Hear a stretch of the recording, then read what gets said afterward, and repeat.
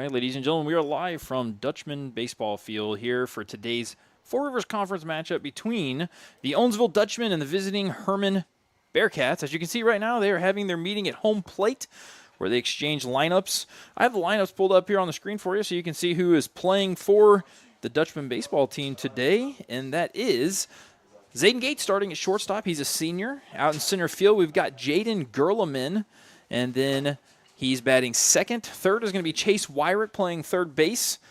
Fourth, Jansen Leb at second base. Fifth, Landon Crammy playing first base. Sixth, Elias Medlock out in right field. Chris Allen's behind the plate catching for the Dutchman today, batting in the 7-hole. Logan Bailey, senior, out in left field. And then Tucker Sassman, a freshman on the Dutchman baseball team, is DHing today for the pitcher, which is Adam Wilson. I do have a picture of the Hermann Bearcats lineup, so I can go ahead and call that off for you here in just a moment.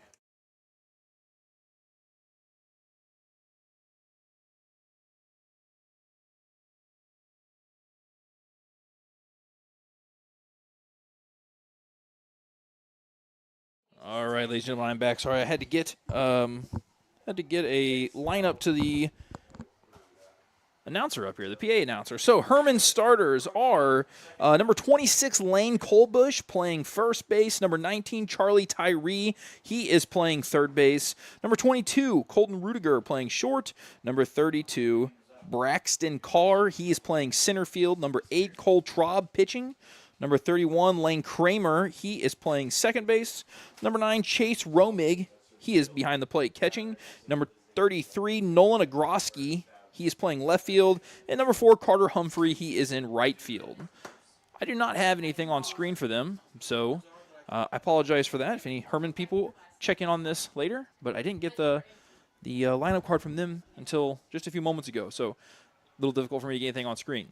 With that said, got a small crew right now, but I've got more people coming to help us. We did just have like a wild amount of wind and some spitting rain come in, so as of right now, this is going to be the only video angle that I have for you all, but luckily it's a pretty good video angle. It's a camera that's nice and safe and secure up here in the press box. We do have one out in right center field. You can actually kind of see it right now on screen. It's that little white blurb and a person standing next to it. We got a trash bag over it just in case it starts raining again, but Granite Miles is out there with the camera. We'll have that from behind the pitcher's mound here in just a little bit. Now Timmy Winterbauer is announcing the lineup, so I will turn it over to that. Number 19, Charlie Tyree. Number 22, Colton Ruger. Number 32, Braxton Carr. Number 8, Cole Traub. Number 31, Lane Kramer. Number 9, Chase Romig. Number 33, Nolan Orgagowski. Number 4, Carter Humphrey.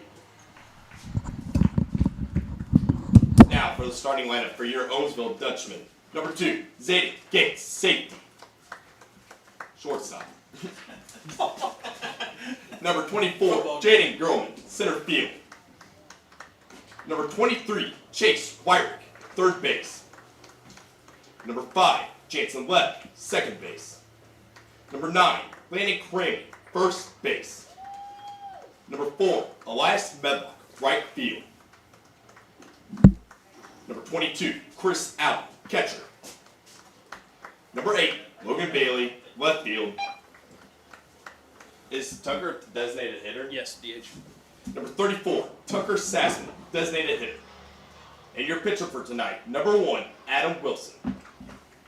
Please rise and move your caps whenever you get the homeboys out there. We ask that you now please rise and remove your caps for the playing of our national anthem. Don't click that. Just hit enter.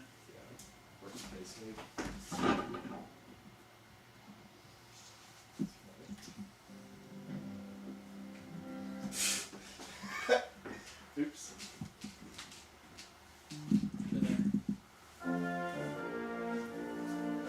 Like Zach Bryan, I remember everything. That's a good song. I said safety. Oops.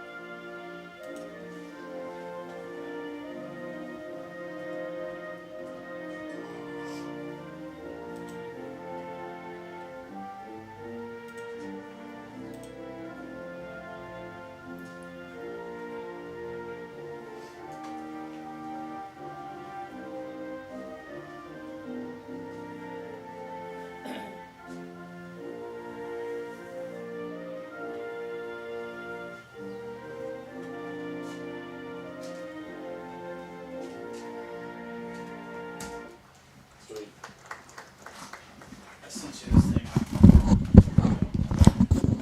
All right, ladies and gentlemen, we are back. We did get this second camera set up. It's going to be the one that you see looking like this, which it is frozen right now, but it won't be frozen for long. But it gives you that outfield perspective. And this is our main camera as the Dutchmen take the field. Taking the mound for the Dutchmen is junior Adam Wilson. Got some of Adam's stats here on screen for you right now. Looks like he got roughed up in a prior outing. Comes in with a record at 0-1, an ERA of 12.6. 5 strikeouts on the season, so it's still very early in the season. Dutchmen have played 7 games at this point. They are 3-4 coming into this game. Other guys that have been on the mound for the Dutchmen so far this year include Chase Wyrick, the guy that's playing third base today for the Dutchmen, as well as Matt Eckelkamp, who is a pitcher only on the team. The Hermann Bearcats come into the game today with a record of 1-7, as they have struggled so far out the gate this season, and they currently have played 2 games against teams in the Four Rivers Conference, and they have dropped both of those. They lost to Union, who seems to potentially be the class of the conference this year with a record of 10-3 right now, by a score of 12-0, and they lost to Sullivan by a score of 2-17. Dutchmen, on the other hand, they come off 2-3 in their last 3, or 2-1 their last 3 games. They had wins over Salem, who is a district opponent, and then also Capital City. Big win, Capital City, as they won 10-5 there. Capital City, that other Jeff City school, that is the newest Jeff City school, I believe. And then their most recent game, where they traveled to Union, they did get beat 15-0 against Union earlier this week on Tuesday.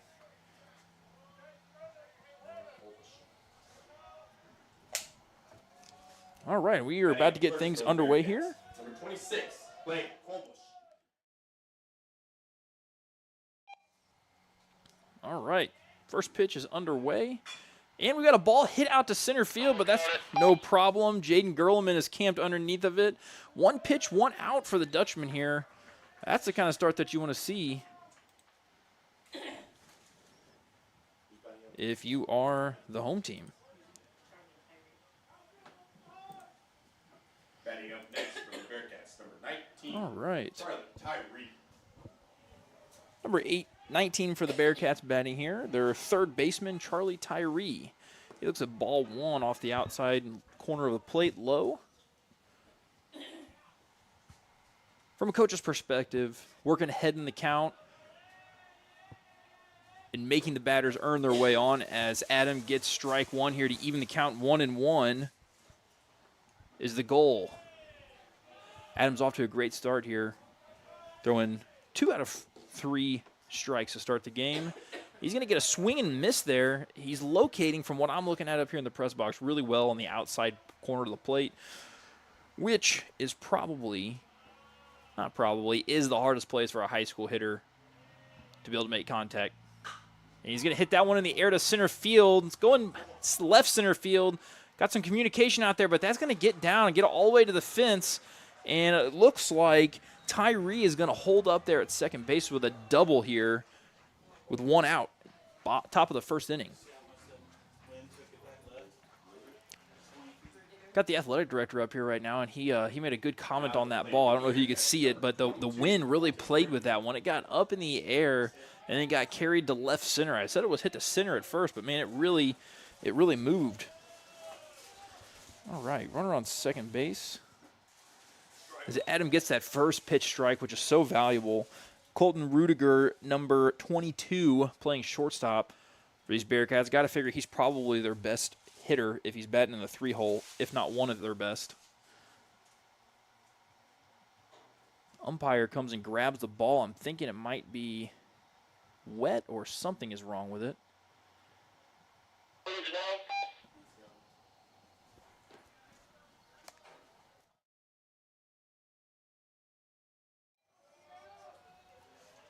Adam looks in, ahead in the count, 0-1. Almost caught the batter there, very close. The pitch was inside. Zayden Gates works the runner at second base here with a right-hander up. Gets back over in his position. Adam Wilson skips that one in, but great block by junior catcher Chris Allen to keep that one in front of him and keep that runner at second base. Joe Benson, I see you in the chat there. Let's go Dutchmen. I agree. Hopefully we get our first conference win of the year here. I think it might be our first. We might already have one. No, we are 0-1 of the conference currently, as we've only played Union to this point. Who's number 7 in Class 5 right now? Timmy Winterbauer, the PA announcer over here, he just let me know that Union is number 7 in Class 5 right now. So we got a 1-2 count, or a 2-2 count. My apologies, behind the count here a minute. Be fouled straight back as Rudiger is battling here. It's going to take the bat to at least a 6-pitch at bat. Those of you familiar with high school baseball, pitch counts are extremely important, so really dictates how long a pitcher's going to last in a game. As that ball is ripped down the left field line, and Bailey is not going to be able to get to it, and it's going to get Hermann on the board here early as Rudiger has a stand-up double to put the Hermann Bearcats on the board first in this one. So Wilson's doing a great job of throwing strikes here, but he might be getting a little too much of the plate with the 2-3 hitter up. For the Bearcats, number 32, Preston Carr. It's a fine line. It's a fine line as a pitcher because you want to throw strikes, but you don't want to give him too much to hit, too much of the plate.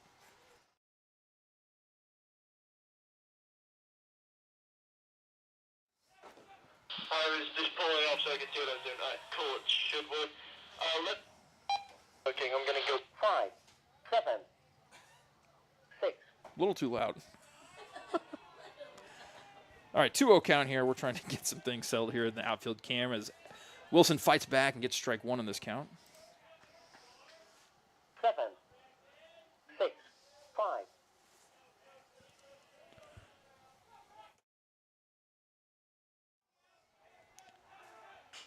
Going to be a ground ball here. Chase Wyrick is going to look back the runner, throw across the diamond, and it's a little bit low. Cramey's not able to get it. Rudiger on third base, rounds third hard, but Cramey is able to get to the ball quickly. It's going to be an E5 there on that play. Wyrick did just about everything right there except for make the throw. He fielded it cleanly, looked the runner back, and then threw it across the diamond. I think maybe the runner on second might have been on his mind a little too much there. I'm going to mute myself for just a moment so I can talk to my guy out in right field, Grant Miles, on helping get this camera set up.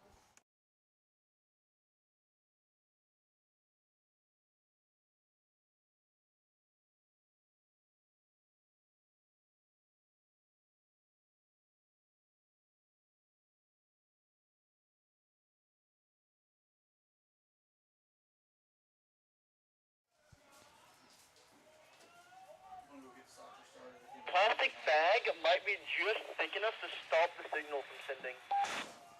All right, Cole Traub digs in here now. He is the pitcher for this Hermann Bearcat team, looking to help himself out.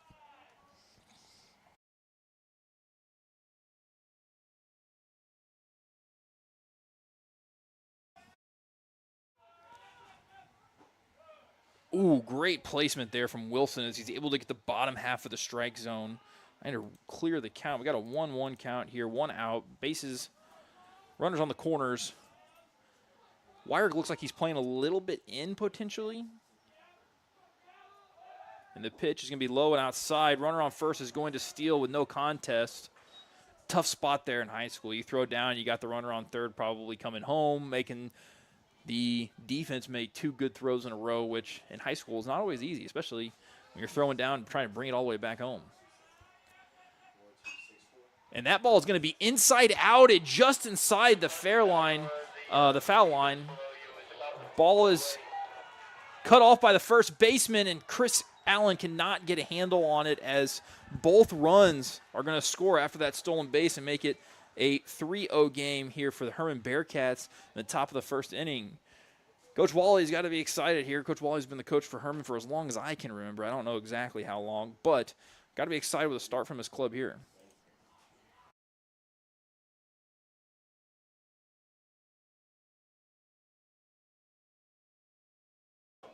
All right, we officially have the feed from the center field cam. I love this view for a game. We'll bounce back and forth from this. You see Wilson with the pitch. He's going to be low there. We'll go back and forth between these views so you can see how the fielder's moving. Obviously, the ball's put in play. I will go back. Umpire's kind of unfortunately placed right now, but that's okay. Good pick there from Chris, as he's able to dig that one out. Count's going to move to 2-0. I'm going to head back towards you. Let me know if the speed dies out.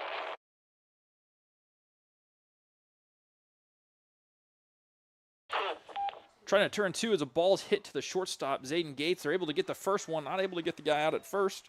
So, great play by shortstop and second baseman. Zayden Gates gobbled it up, got it over to Jansen Leb for the second out of the inning. Dutchmen are 1 out from going and swinging the bat.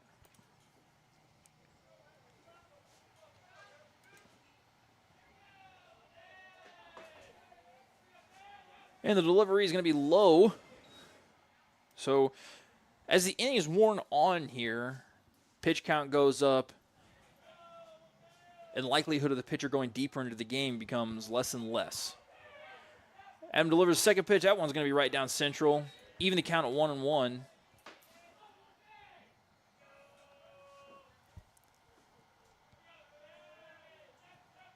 The weather has died down a little bit here, which is nice. That ball's going to be hit off the very end of the bat. Take the count to 1 ball, 2 strikes. Runner hasn't tried to advance from first at all. We're at the bottom end of the lineup here. This is the 7-hitter, Mr. Chase Romig. Pitch is high.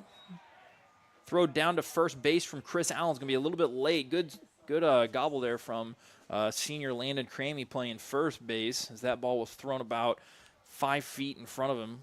But luckily on turf, you get a real good true bounce. Next pitch is right down central. That's going to be strike 3. Get the Dutchmen out of this first inning. They head to the bottom of the half of the inning, down 3-0. Real quick, I'll take it and go to a commercial break real quick. Here is Legends Bank.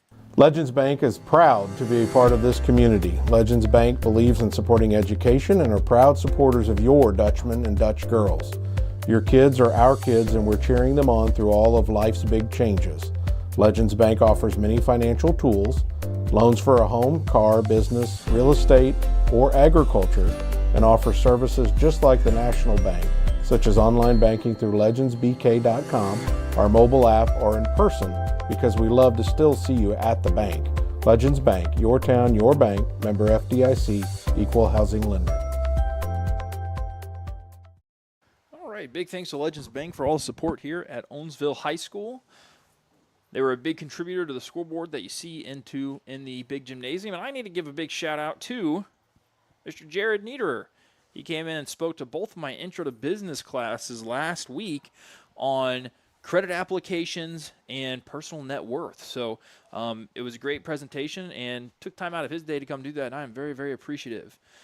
All right, as we mentioned earlier, the Dutchmen come into this game with a record of 3-4, and Hermann comes into the game with a record of 1-7. But records go out the window in baseball. You got to show up and play on the day of, and Hermann has shown that they are here to play.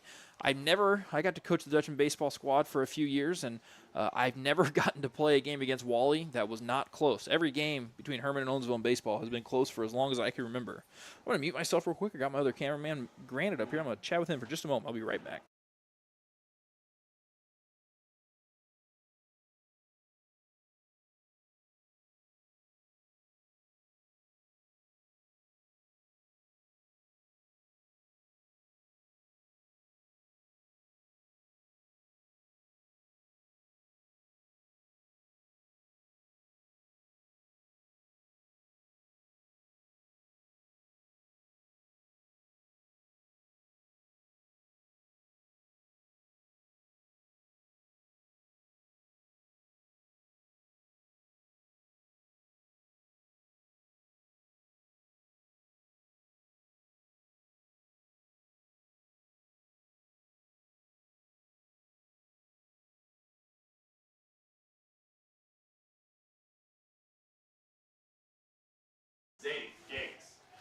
All right, we are underway here. Zayden Gates is going to be batting for the Dutchmen.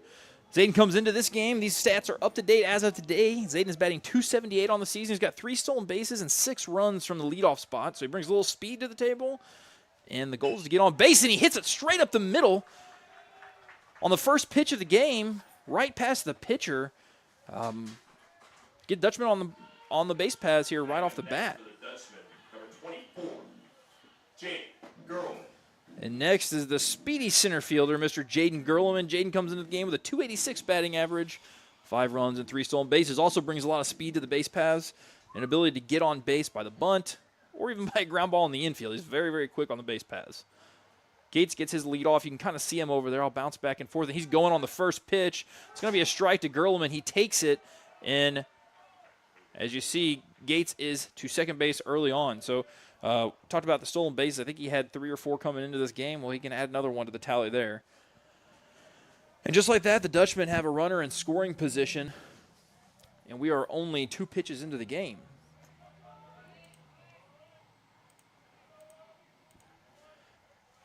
Pitcher steps off, and that is, again, pitching for them is Cole Traub. Cole Traub is on the mound for the Bearcats today.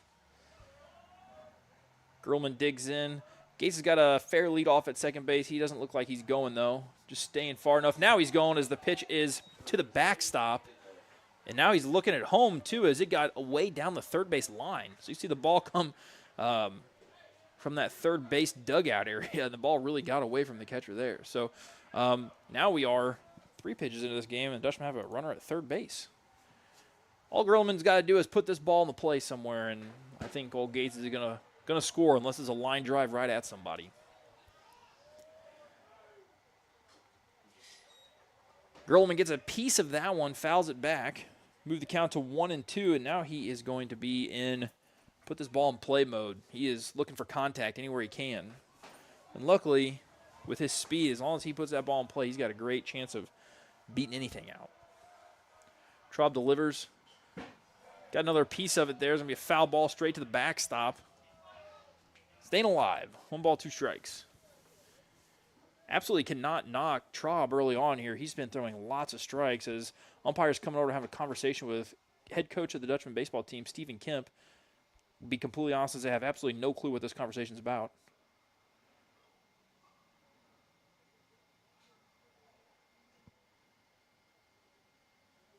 I'm not sure. I have absolutely no clue.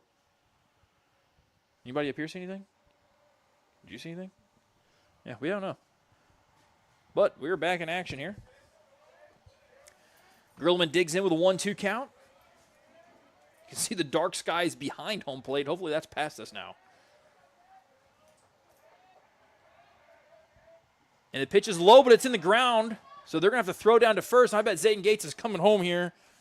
And Gates is going to score as they do record the out at first base. So it's a first run here for the Cardinals, the Dutchmen. The Dutchmen now trail 3-1 on a strikeout to Jaden Gerlman, but it was a swinging strikeout on a ball that was in the dirt. And because it was strike 3 and first base was not occupied, they had to throw down and get that out. Chase Wyrick up to bat here. First pitch is right down central. Chase comes into this game off to a little bit of a slow start, I think, by his standards this year. He's batted 176 with 7 RBIs and a 686 on-base percentage. With the bases clear, he watches strike 2 right down the pipe. Takes 2 right down the middle here. Now he's got to play for some contact, put this thing in play, and make Hermann make a play. I said it earlier, but, man, you got to give a lot of props to Traub here. He's really come in and thrown lots of strikes out the get-go. And ball is hit right to the first baseman, and on one hop, number 26, Mr. Lane Colbush fields the ball and steps on the bag for the second out of this inning here.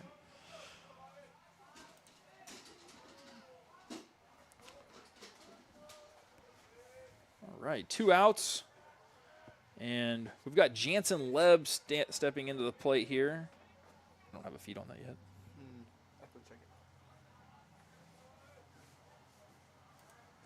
Jansen comes in batting .231, 4 runs and 5 walks. So his on-base percentage is a little bit higher. But he's batting .231 on the year. Dutchmen have played some tough teams out the get-go. Played a tough doubleheader down in Columbia against Mexico and Southern Boone, both schools that are a class higher than us. So as we get into conference play, I assume those batting averages, things will go up as we start facing more of the local pitching. Jansen digs in here. That ball is going to be foul right up the line. It's going to move the count to 1 ball and 2 strikes. Apologize, I'm running the scoreboard here and the video switcher, and also trying to talk a little bit, so I get behind on the scoreboard just a little bit from time to time. I'll do the best I can to keep it updated, but that is where we currently are.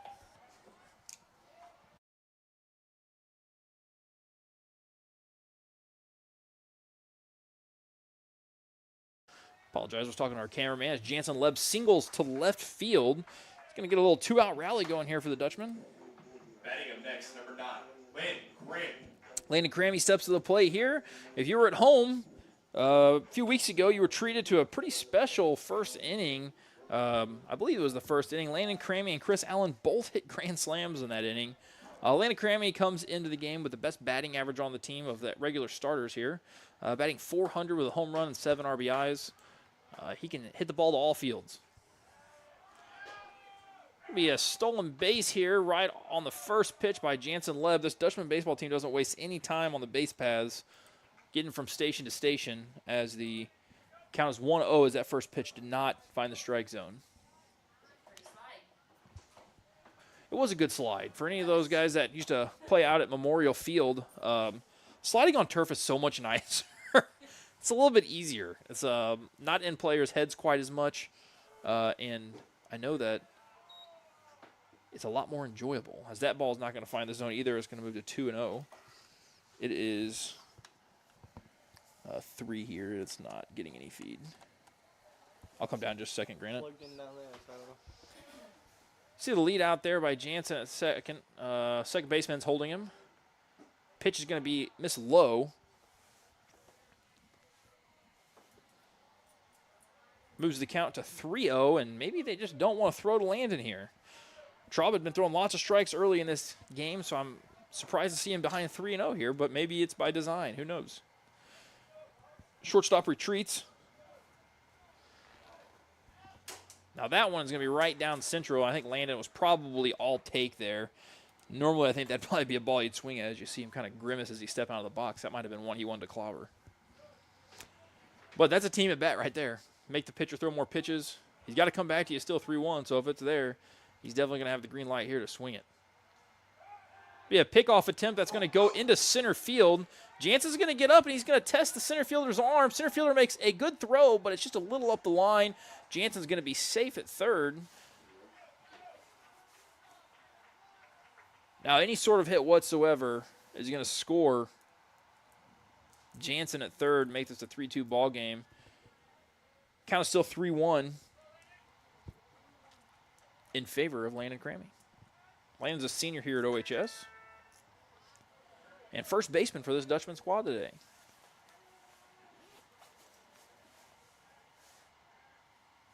And Landon gets a hold of that one, sends it to left field, and the left fielder made a bad first step, and it's going to score Jansen Leb. And Crammy's going to dig for second base, and he's in for a double with another nice slide. You know, the turf is just like the perfect amount of wet where you can slide from a long distance right now. Slides look really pretty. Still got a runner at second, but now the score is 3-2. Great shot there by Landon Crammy. And batting now for the Dutchman is number 4, Elias Medlock, who comes into this game batting .222 with a double and 5 RBIs. You see Coach Kim coming onto the field right here. He's just to get the extra gear that the batter is wearing in the batter's box. Elbow guard, shin guard. Crammy gets his lead off at second. He'll be right down central for strike number 1 here. Do the best I can to switch back to the field view if I see a steal or anything like that for you guys, but I'll try to give you this view too on the pitch. Pitcher digs in. Ball's going to be hit right at the first baseman. Line drive out by Elias Medlock. It's going to end the inning for the Bearcats and get him out of trouble. I'm going to pause my mic for just a moment, and I will be right back. I'm going to try to get another camera going here for one of my students.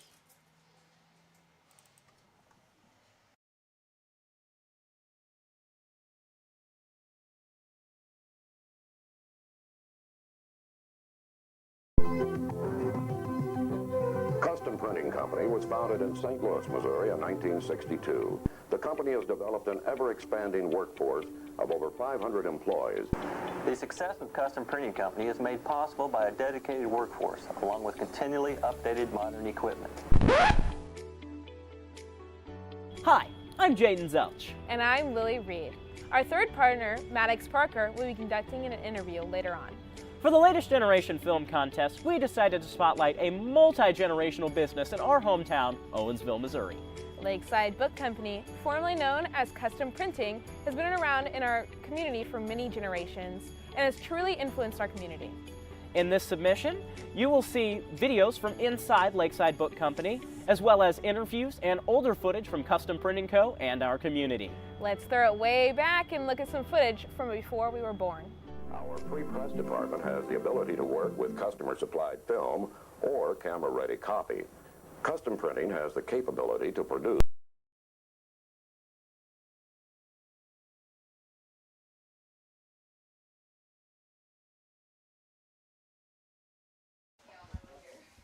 All right, ladies and gentlemen, we are now on the top of the second. A lot of action here in the first inning as the Dutchmen trail 3-2. Adam Wilson gets back to the mound. He's going to throw a ball here on pitch number 1. Increase the inning here. We're now in the second inning, top of the second.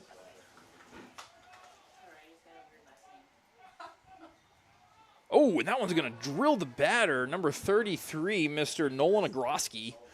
Left fielder. He's going to get to first base on that one. Oh, wow, I can keep track of pitches here. I didn't know we could do that. Number 4, Carter Humphrey.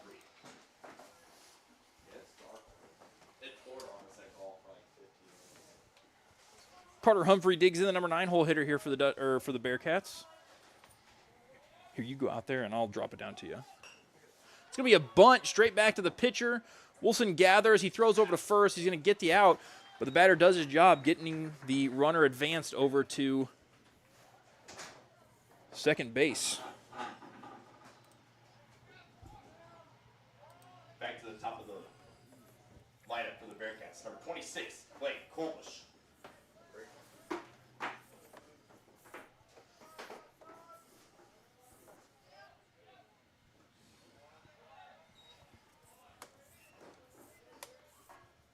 All right, first pitch is going to be outside.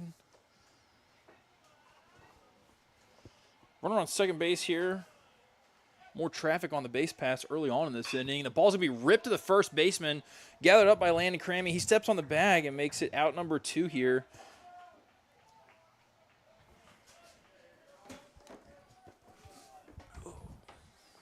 Batting up next for the Bearcats, number 19, Charlie Tyree.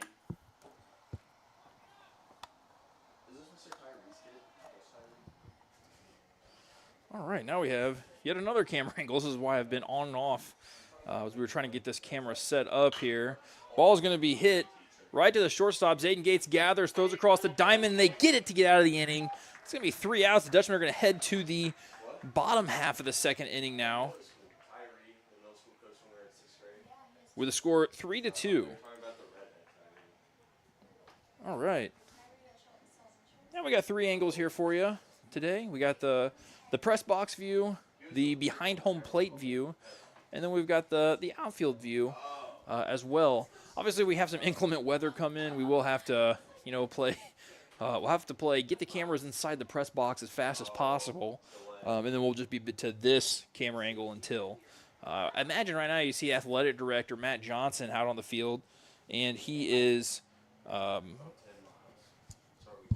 Granted, it's good. It's working. If you want to video around the field, you're a good camera to go to in between innings for sure. You can pull up the old cable now if you want. All right. Someday, I will have enough people to run this where I'm not doing 13 things at once and I can actually talk on the broadcast. But today is not that day. All right, looks like Traub is back on the mound for the Bearcats here in this second inning.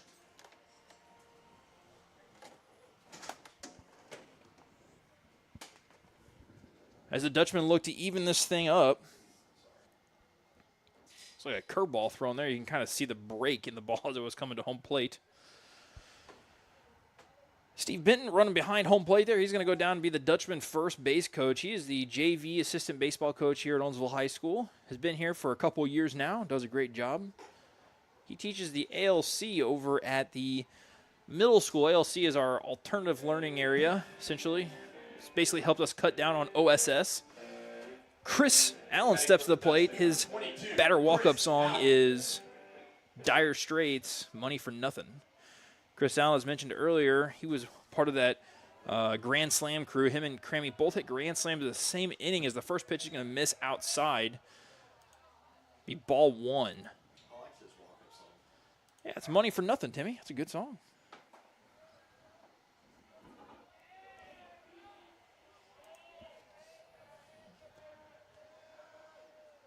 Pitch number 2 is going to be fouled off over towards the third base dugout, which is the home dugout here in Owensville. If you're a Cardinal baseball fan, the Cardinals have a day off today, which is great because it means they can't lose, which they've been doing a lot of lately. Next pitch comes in, and it is going to be hammered out to left center field. That ball is going to get down. It's right off the fence on a one-hopper as Chris Allen's going to make his way into second base with a stand-up triple there. Great start to this inning. Allen's bat keeps getting hotter and hotter as the season goes on. So with that was a no-out double, so leadoff double here. Logan Bailey coming to the plate. Logan Bailey comes into this one batting 125 on the season, 3 runs and 2 RBIs. Get a courtesy runner out at second base for Allen. Point 2, Chris Allen's going to be number 42, Liam Rasmussen. Liam Rasmussen is the courtesy runner here for Chris Allen. Chris Allen gets a courtesy runner because he's the catcher. So he'll go back to the dugout and get his catcher's gear on. Ball's going to be hit right up the middle. Looks like it hit the pitcher. Might have hit the pitcher. Might have hit the mound there to even this thing up with an RBI single for Logan Bailey. As you see, he's excited there as Liam Rasmussen's not out on the field for very long, which is a good thing for the Dutchman. We'll happily get him back in the dugout. Now taking the plate for the Dutchman, number 34, Tucker Sassman. Freshman Tucker Sassman steps into the plate now. Tucker's batting 167 on the season with 3 runs and 1 hit by a pitch. He's been hit by 1 pitch this year, folks. Not often do you see a freshman find their way onto the varsity playing field of any sport. Baseball included as the first ball's fouled away. Kind of see the rain coverage here, the clouds. As granted, it's taking us around. You guys get a good feel of what the field actually looks like now. This is the only actual manned camera that we'll have. As Logan Bailey gets his lead at first, I'm going to bet there's a good chance he's stealing on this pitch.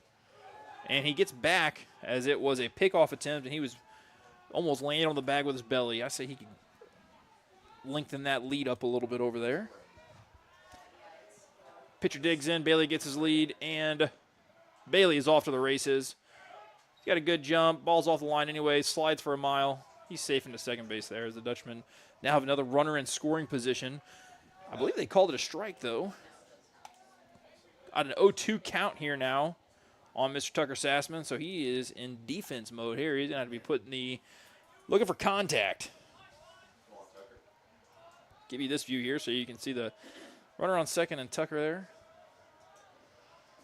Pitch comes in. It's going to be low and outside. Gets away, and Bailey's trying to get third, and he's going to be safely in there as well on the wild pitch from the pitcher.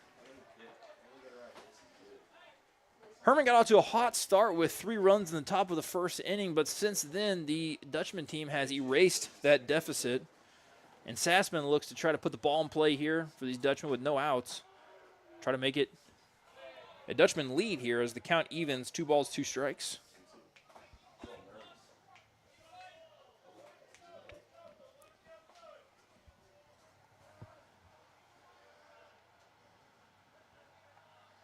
All right. Traub delivers. Good swing and fight there from Sassman as he's able to foul it off. Keeps count at 2-2.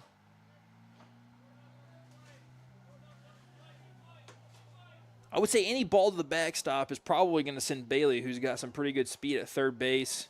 And the pitcher's in the windup, so he should be getting a good lead as Tucker Sassman swings and misses for the first out of the inning. Tough spot, freshman.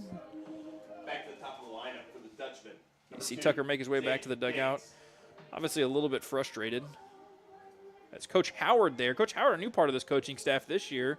I actually got to play baseball with Coach Howard when I was in high school. He was a senior whenever I was a sophomore. He's a great pitcher for the Dutchmen, great outfielder. Swung a pretty good bat, too, as number 2, Zayden Gates, digs back in. We had Zayden up here earlier. I'll show you again. Coming into this game, he's batted .278 with 3 stolen bases and 6 runs scored. All of those are going to go up because he scored in the first inning, got a stolen base, and got a hit. Led things off on the first pitch for the Dutchmen. As that one gets away, and here comes Bailey. I told you, if it got away, Bailey was coming home. He gets away to see the ball lodged, but it doesn't matter that was lodged because he was going to get a base anyways. That was a great shot there by Granite. Give him some props. Hey, Granite, good shot on that lodged ball there. I switched to your camera right in time. Yep. I don't know if you heard me earlier, but if you want me to go to someone in specific to watch them, just let me know what number. Thank you very much, Granite. We got walkie-talkies now. We're super cool. All right. Dutchmen now lead 4-3 as that ball is going to be outside to Zayden Gates, making the count 3-0. So just as the base paths got cleared, the Dutchmen are looking to clog them up again here as Zayden Gates might draw a walk. Again, the cloud coverage looks a little gnarly there. On the pitch, ball's low. Gets away. They better get that gobbled up quick because Zayden's got a little bit of speed. Back to the mound just fine. Stepping to the plate now, Mr. Jaden Gerleman. Now on the plate. Little Ozzy Osbourne for his walk-up music. Crazy Train. I probably would, yeah. Crystal Eli's running the scoreboard for us up here, and she just asked if we should turn the lights on. I think I agree with her because there's enough cloud coverage right now where I think it would warrant having the lights on. I guarantee you Zayden Gates is looking to steal here. He's on first base. We'll bounce back and forth here from this view and this view so you guys can see if he steals.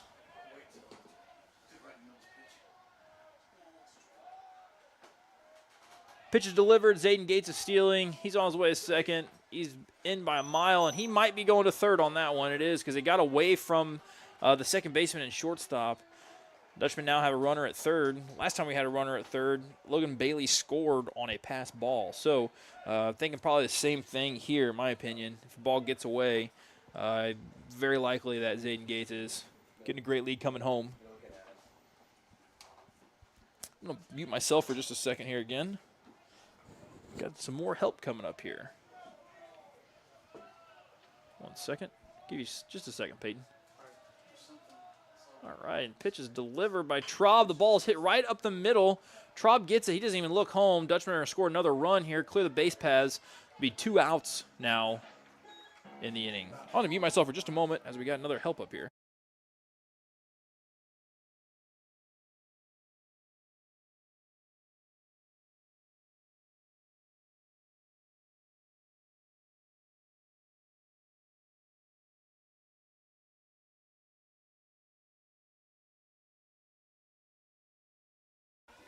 All right, Chase Wyrick steps to the plate here.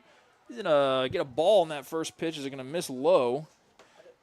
Does that reset? So this is a reset here for the count. Now you just push 1. Yep. We got Mr. Peyton Pendleton. He's a sophomore in my intro to TV studio class. He's now taking over running the scoreboard for me. That pitch is going to miss low. Be 2 balls. Yeah, and one thing I was trying to do both, but I was trying to do this, and this, and I was just getting confused. This is also pitches, so you can count the number of pitches in an inning, which is kind of interesting. If I would have known that, I would have been counting Adams' pitches so we knew where he was at, but I did not know that at the start. Looks like we got a timeout here with I don't even know who's at the play right now. Oh, it's Chase Wyrick. He's going to rip the ball to short. Short's got a long throw here. Chase was already out of the box and down the line. He's going to be safe.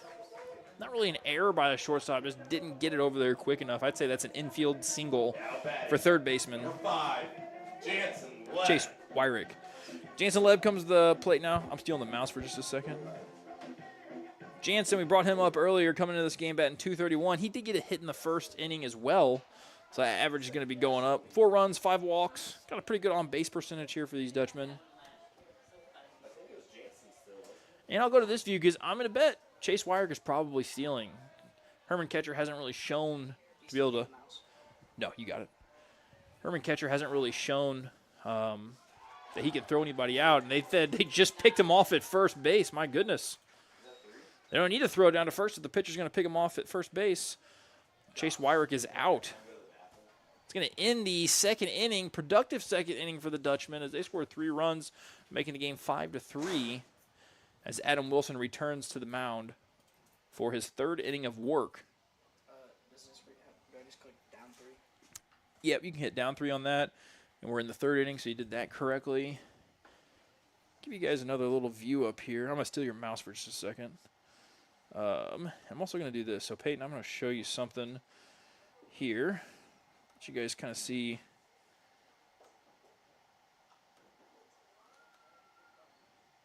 Let's see if this works.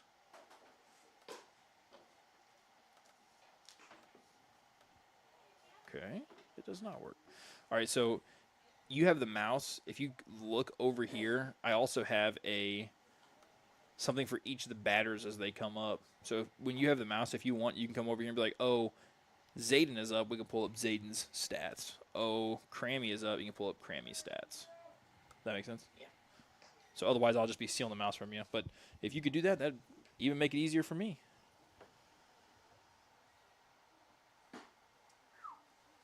Adam Wilson throws a good strike there as Chris Allen fires down to second base.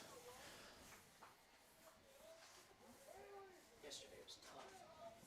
You guys played at home yesterday? Our C team did. C team played at home yesterday. Peyton Pillen, the guy running the scoreboard for us now, he's part of that C team.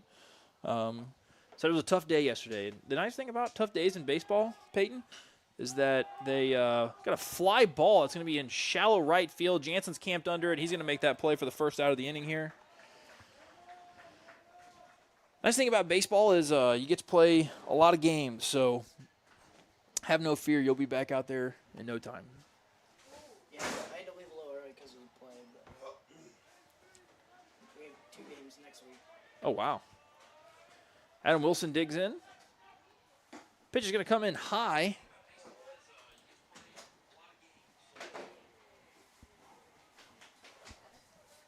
Do you need a battery? I'm going to go put a battery in that one out there because when I put it out there, it only had like 170 and stuff. So Okay.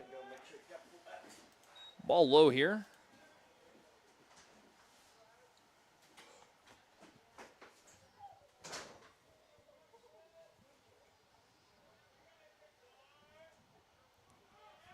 Catcher sets up on the outside part of the plate. Adam hits his mark pretty spot on, but they're going to say he was set up too far out. Batter right now is Braxton Carr, the 4-hole hitter for Hermann. And with the 3-0 count, he's going to fake the bunt, pull back, and he's going to get the call as Allen wasn't able to haul that one in. I think, from my perspective, I've been wrong a billion times before, but from my perspective, I think that might have been a strike, but it did not hit where Allen was set up, so it's a hard call for the umpire there. If the pitcher doesn't hit a spot and doesn't catch the ball, that makes it hard to call a strike. Runner on first, and he is going, so we'll show you what Allen does here. He gets the ball down there. Good shot. Going to be just a little bit late. That was about as good as you could get it, though. What did they call that pitch? Was it a strike or a ball? Crystal has it a ball out there, so it's going to make the count 1-0. Hey, if you ever miss it, Crystal's also running it there. You can see it on the scoreboard. With a runner on second now, Hermann's threatening to score again here in the top of the 3rd. This game's moving along. Oh, it looks like we're getting some rain now. So I am actually going to get off the chat, and I'm going to let Peyton tell you what's going on as I go take a camera inside. Thanks.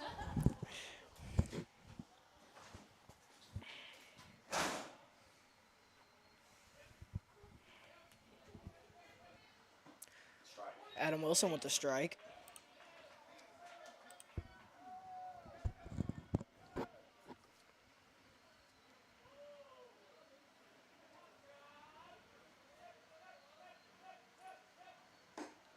Ooh, ball 4.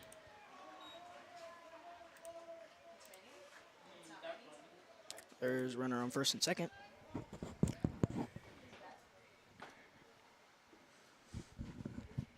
Taking a play for the Bearcats It's going to be number 31, Lane Kramer.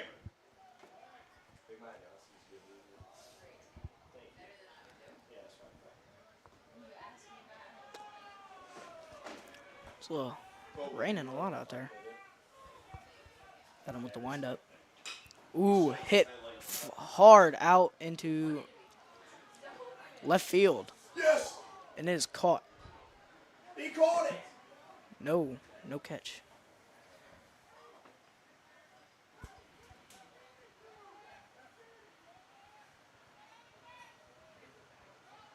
Was it an out?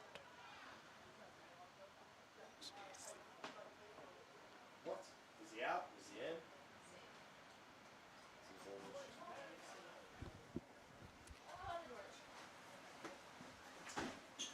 Very close then. Why do you want me? That's my fault, sorry. We got a decision out here. Don't really know what it is. Tell him what's happening, Big P. The umpires are talking it out right now. I thought he caught it, Timmy. Sound enthusiastic. Yeah, you know what, Big P? I thought he caught too. Yeah. Looks like they're going to roll it safe. They're going to roll it safe, surprisingly.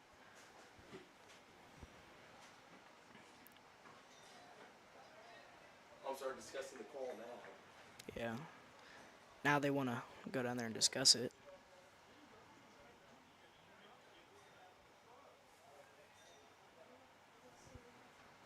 And call them safe. What? I guess. Yeah, Bases are loaded.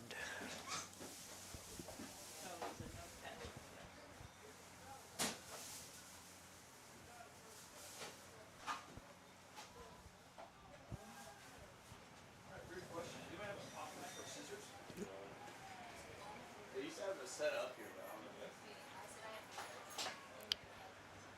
Call him safe while Adam walks back to the mound. Coach and umpire, Coach Kemp and the umpire are discussing it. I don't know what's happening, Pete. I am, Timmy. You're doing great, Peyton. All right. Looks like they're going to call it safe. All right. Gonna call him safe. All right. Batting for the Bearcats now. It's going to be number 9, Chase Roman. Adams back up to the mound.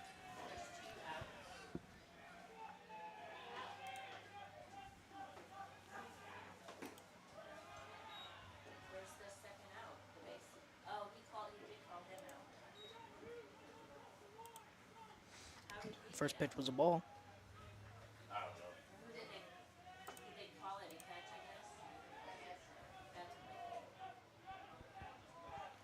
Adam with the pitch. And we ball 2.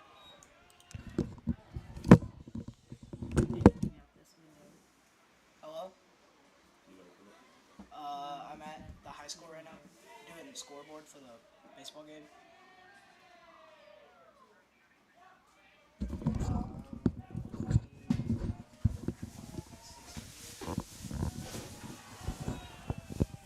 Come on, make him swing the bat. Adam now is going to have 3 balls here. It's going to be a little bit rough pitching in this rain.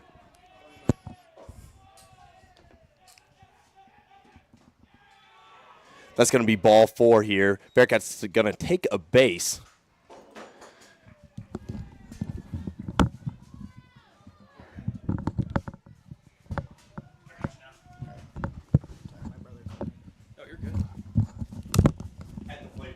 All right, ladies and gentlemen, we are down to. Hey, Colin Brooks gave you a shout out, man. He said, "Good chats, P." So Colin Brooks is tuned in. We are down to 1 camera now. We're done fighting the weather. This is going to be the view you get for the rest of the game. Unfortunately, weather's just been too inconsistent. The ball's going to be outside. Sounds like Adam has had some troubles throwing strikes this inning, as I've been away from the camera and the computer chasing cameras down. Do what? Another one? I wish I would have brought a couple down, but people were using them in the video game streaming room today. Timmy Winterbauer's up here. He's the PA announcer. The next game I do, Timmy, I'll definitely have him. I was actually at the play today, so I didn't have enough time to come grab all the stuff. Me too. All right. Adam digs in here trying to find the strike zone, and he almost took his head off. Number 33 batting is the 8-hole hitter, so we definitely want to throw strikes to this guy. Generally, people bat in the hole they're in for a reason.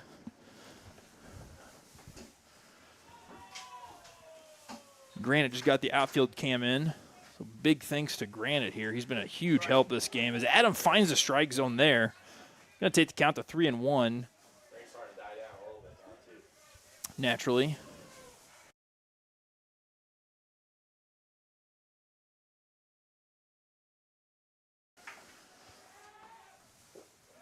All right. Not going to be what we're looking for here as Adam walks in a run here to bring the Bearcats 1 run closer. Scores 4-5, bases juiced with 2 outs. Definitely want to get out of this one, especially with the 9-hole hitter up here, Carter Humphrey. All right. You're good.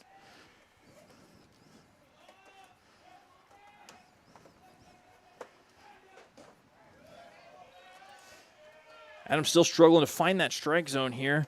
I'm not sure at what point you pull and go to your next guy here for Coach Kemp. I don't know what the arms that they threw on Monday or Tuesday against Union look like. Obviously, you have to, as a coach, you have to keep in mind your pitch counts for strategic purposes. I'm sure they'd love to be able to see Adam go further in this game.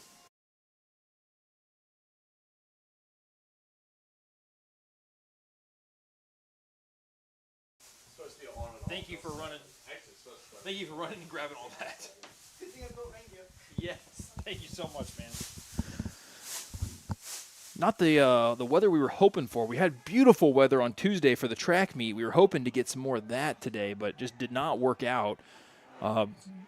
Huge shout out and thanks to Granite Miles as he's been running and tracking down cameras and keeping cameras dry with bags and doing everything we can to try to bring the best broadcast we can. But today we're limited to this one, and that's okay. Herman is fired up as they just walked in another run. I got to imagine a pitching mound visit or a pitching change is coming here now. Tough spot for Wilson. Rain comes in, it definitely changes your grip on the ball. As you're unable to find the strike zone, it kind of gets to be a very lonely place out there on the mound. I'm going to steal the mouse here for just a second. Looks like doesn't necessarily look like a pitching change just yet as Kemp is talking to the guys. I don't see anybody warming up down in the third base bullpen either, so I'm not sure what the move is. The move right now is to keep Mr. Wilson on the mound. Like I said, I don't see anybody in the bullpen warming up. So we got a ball game here, 5-5. It's been back and forth. Herman has not backed down. And they're threatening again here as Adam throws a first pitch ball through a low. What'd you say? Do you have a second headset? I don't. I don't have a second headset unless you want to go back into the classroom and grab one. Is it locked? I can give you my keys. Give me one moment. Grab 2 while you're there. Okay. You can. I don't think the classroom's open. You can go through the locker rooms in there. I think the doors are open. He's still going to need keys, though, if he's going to be able to get my classroom.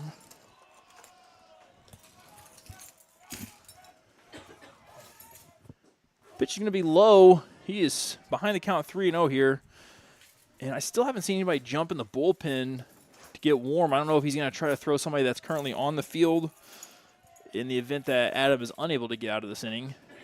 But hopefully we see Adam throw a strike here. We are back to the top of the lineup. And it's ripped right through the hole, second and third. 1 run's going to come in. They're going to hold up the runner on third. So Adam was able to get one across the plate with a 3-0 count. Batter was swinging. So granted, one of these keys gets you into the locker room hallway. One of these keys also gets you into my classroom. Okay. And if you're going to grab headsets, grab them from the game room. The second room, not the podcasting room. All right, so we're going to have some people join me on the chat because, like I said, I've had some cameramen, got some people up here in the press box that can help out. And since we definitely don't have any more cameras to run with the weather, Adam just missed with that pitch. It's going to be a little bit high as Hermann has taken the lead here in the top of the third with a 6-5 score. Oh, man, the strike zone has really shrunk now. That's a lonely place to be. That one couldn't have missed by much. Maybe a little high, maybe a little inside. I don't know what the umpire was seeing there, but it was definitely close. A lot of times that pitch was a little high. A lot of times you see when pitchers that have struggled for a long time, especially in high school baseball, when they get that close, they call it a strike. But, I mean, to be fair, strike zone is supposed to be a strike zone. It's not supposed to change. And that one's definitely not going to be a strike because it's going to walk in another run. And I don't know at what point does the seal break and have to do something different. But that's going to put Hermann up by a score of 7-5 now. 22, Colton Rudiger. I look down to the third base dugout, and I see Coach Kemp and Coach Howard trying to coach up Adam out on the mound as they really want Adam to be able to get through this inning. Just needs one more out. He's going to miss low here.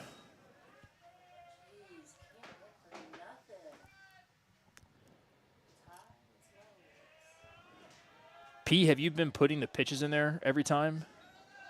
Whenever I pit? Oh, in here, yeah. So if that's accurate, which I would think it's more than this, but we're at least at 26 pitches this inning alone from Wilson. That's what I have it at. Okay. So you start to get that deep in an inning, and that's a pretty laborious inning here as Hermann has put up 4 runs, and a lot of it has come via walk, and that one's going to be a ball smoked to the gap. It's going to get all the way to the fence. No, it didn't get quite to the fence. It almost got there. Wally is going to hold up number 19, which is Charlie Tyree at third base, but 2 runs are going to come across on that stand-up double there. And we're going to get another timeout here. Something is going to happen as Coach Kemp is... No, it wasn't a timeout. I think he was checking a runner or something. Checking to see if a runner touched third base. Looking down the third base line, Kemp is talking to the dugout now. It looks like he's maybe talking to somebody to get him loose, get him throwing something.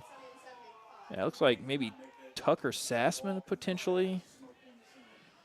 I'm looking down there. 32, Braxton Clark. Adam was able to get the first one across there for a strike. And he's really ahead in the count now with a 0-2 count. So hopefully Adam can find this third strike and put him away. This inning, if they weren't walking, they were finding holes. Ball's low. 1-2 count. It's number 32. The 4-hole hitter, Braxton Carr.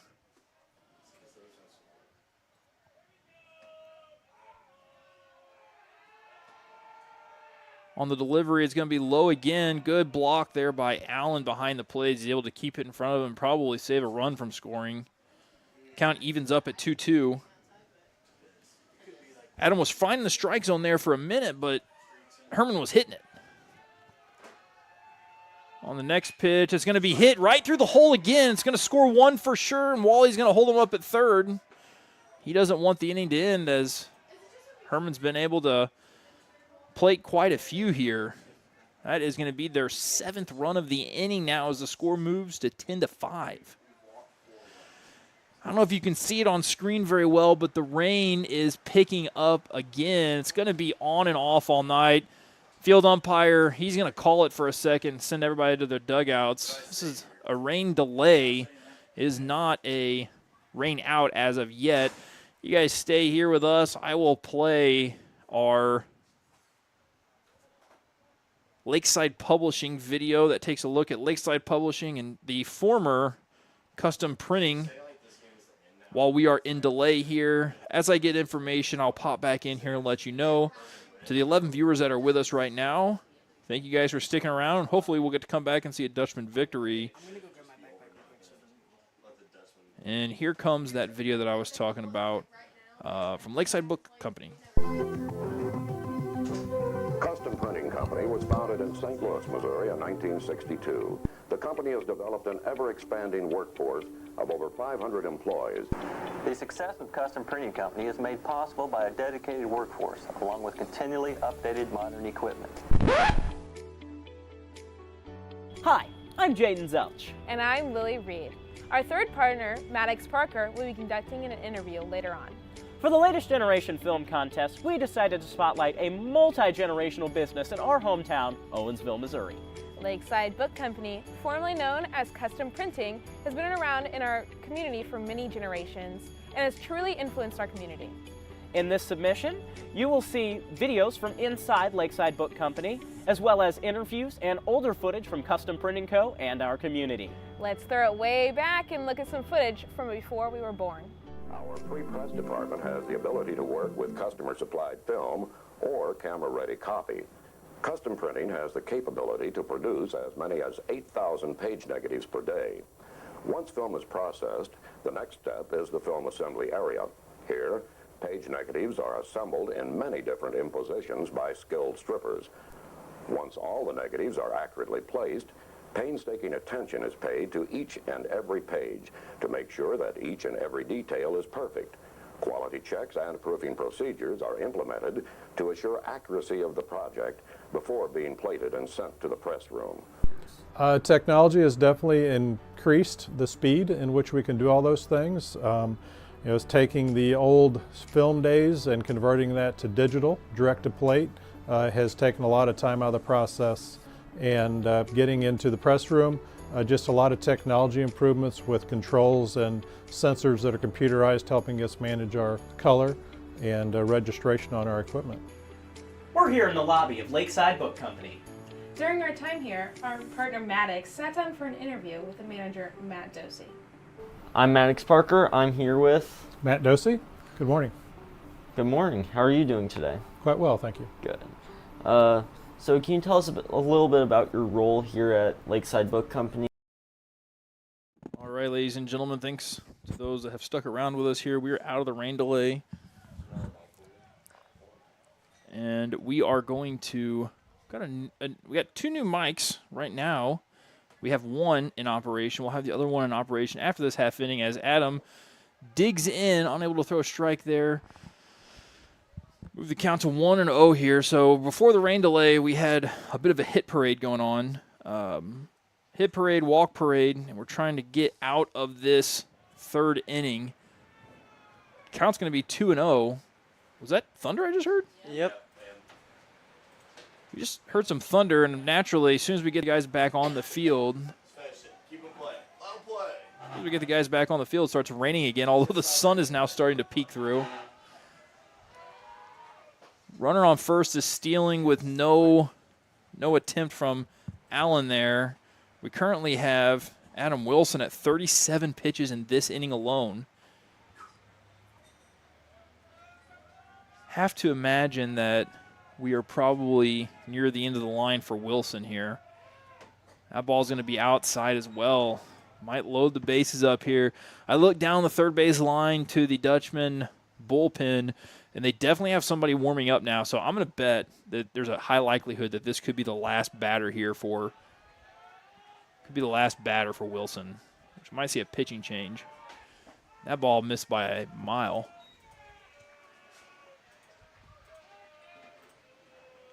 Grant, talk to the viewers right now about the play today. It looks like we're going to have potentially a pitching change. They're going to chat. I'm going to get the other mic set up. So tell them about the play that we saw today here at the high school. That was lightning. That's cool. So. No, you're talking about 2P. Oh, tell them that there's about to be a lightning delay. Yep, that's, I think, is what happening right now, maybe? We have the lightning delay. Looks like it. What is the time in between? So, well, the lightning delay for swimming pools is 30 minutes, but I'm not sure what it is for baseball. And the lightning, I saw it was just on the other side of the middle school, so it was not far. I've personally not seen a lot of the pitching game and such, what I've been on cameras, not paying too much attention to what's going on, just to where the ball is and where the action is. but from what I've seen, it seems like there is at least a little bit of a lot of noises. The microphone is getting set down, but there's a lot of pitches that have kind of been high or low. Could also it probably is because of all the rain. All gets wet, doesn't fly well. Mr. T's getting back on the mic. Well, maybe. Yep. Mr. T's getting back on the mic. So. All right. So we had a little bit of a rain delay. Now we're in a lightning delay. The only thing that's changed for the broadcast is now we have 3 mics. Timmy's also on mic. Timmy, how are you doing? I'm doing quite all right. Unfortunately, with this lightning rain delay, we're going to have to wait another 30 minutes here till the boys can play some ball again. That's going to be a little bit unfortunate. Oh, my goodness. For those of you that are tuned in right now, 30-minute delay, you can feel free to tune out and then come back if you want to see the way this thing ends up. We got some just frustrating weather. It goes from looking like heavy rain to looking like, oh, the rain's going to stop, to lightning, and now the sun is shining so bright we don't need the lights on the field anymore. So, but regardless, you're good. Regardless, you are required to wait half an hour in between lightning strikes, which we did see a lightning strike, and we're in a lightning delay now. So with that said, let's spend a couple minutes here talking about the play that we saw today and the play that's going to be playing here at Owensville High School over the weekend to kill some time, and then we'll also go back to that custom printing Lakeside Book Publishing Company video that's about 10 minutes long that will eat up some of this break as well. So Grant and Timmy, I know both of you guys got to go to the play today. Let's just start with Timmy. Timmy, what were your thoughts on the Greek Olympiagonza? Well, it definitely surprised me. I'm not going to lie. If I'm being honest, I didn't know how I was going to feel about the play going into it. I wasn't very excited, and then watching the play, I just could not stop laughing. I thought the people did a really good job. Being a part of a play one time, I realized that those people definitely put in a lot of time, and they put in a lot of effort for those plays, and it's something that doesn't get paid attention to as much as I think it should. I think they personally did an amazing job, and it has to be one of my favorite plays that I've seen since I've been at the high school. It's definitely one that made me laugh the most, I would have to say. Yeah, it was definitely, for anybody that's wondering what the play is about, I guess could kind of describe it as going over some Greek mythology. It's not like one recurring plot throughout. There's a bunch of basically skits, I would say. Yeah. Essentially, the play is 2 students giving a presentation about Greek mythology, and they do it through expression of skits and things like that. Granted, you were at the play today as well, I know. What were your thoughts on the play? It was funny. That's good. I think that's what they were going for. Yeah, I hope so, because it definitely was funny. Out of all the plays and musicals I've seen, it was probably one of my favorite plays. Footloose was good too, and that was a musical, but out of the plays and musicals I've seen, it was definitely one of my favorite. Now, personally, for me, my favorite is God, I forget the name of it.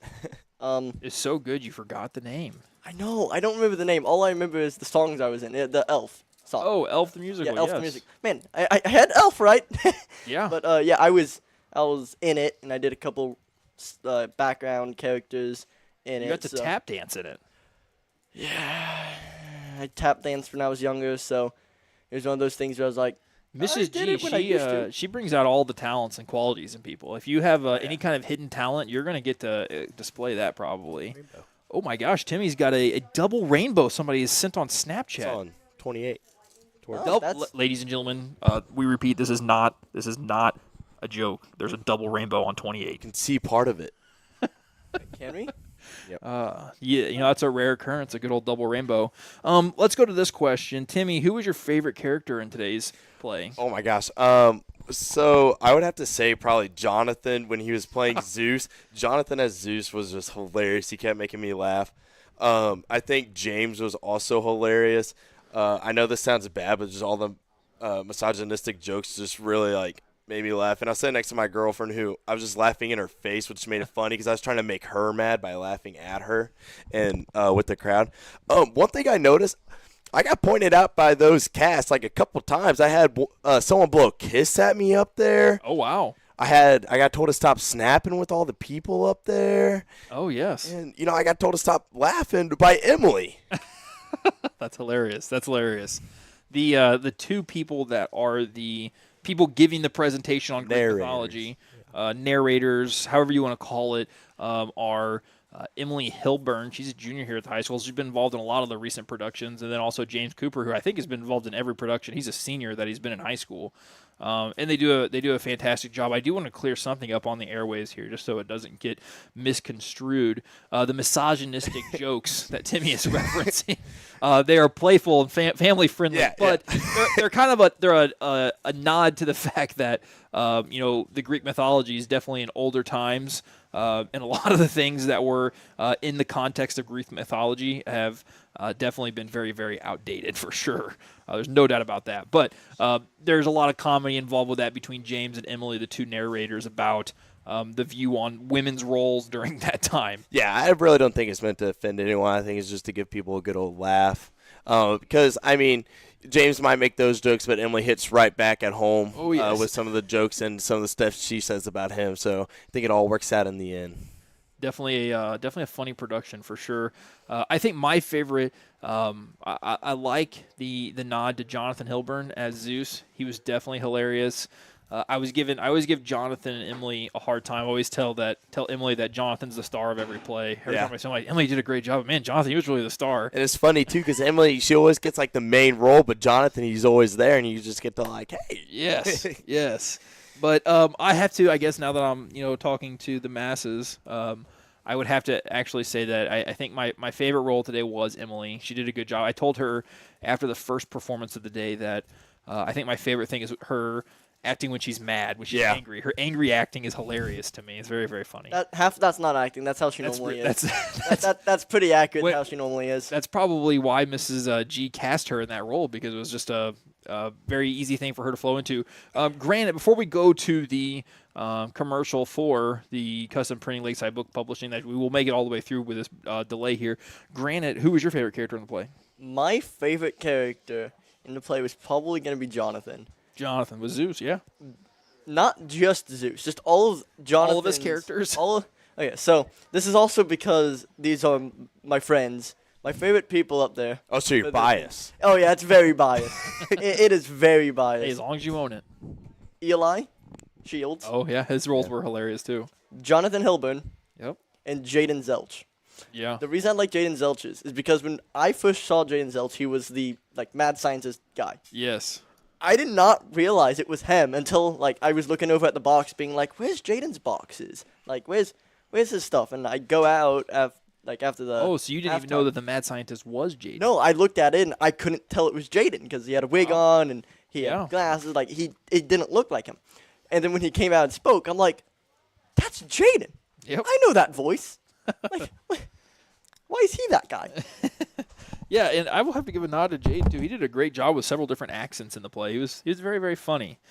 All right, so if you want to come to the play, it's going to be airing on Friday, Saturday, and Sunday to the public this weekend. Friday and Saturday are evening performances, and Sunday is a afternoon matinee. With that said, I am going to go ahead and play the video for Lakeside Book Publishing and Custom Printing. We will play all the way through the video because it'll take us through this rain delay. And as soon as it's done, you'll have commentary again from Timmy, myself, and Granite. We'll be back. Adios. Custom Printing Company was founded in St. Louis, Missouri in 1962. The company has developed an ever-expanding workforce of over 500 employees. The success of Custom Printing Company is made possible by a dedicated workforce, along with continually updated modern equipment. Hi, I'm Jaden Zelch. And I'm Lily Reed. Our third partner, Maddox Parker, will be conducting an interview later on. For the latest Generation Film Contest, we decided to spotlight a multi-generational business in our hometown, Owensville, Missouri. Lakeside Book Company, formerly known as Custom Printing, has been around in our community for many generations and has truly influenced our community. In this submission, you will see videos from inside Lakeside Book Company, as well as interviews and older footage from Custom Printing Co. and our community. Let's throw it way back and look at some footage from before we were born. Our pre-press department has the ability to work with customer-supplied film or camera-ready copy. Custom Printing has the capability to produce as many as 8,000 page negatives per day. Once film is processed, the next step is the film assembly area. Here, page negatives are assembled in many different impositions by skilled strippers.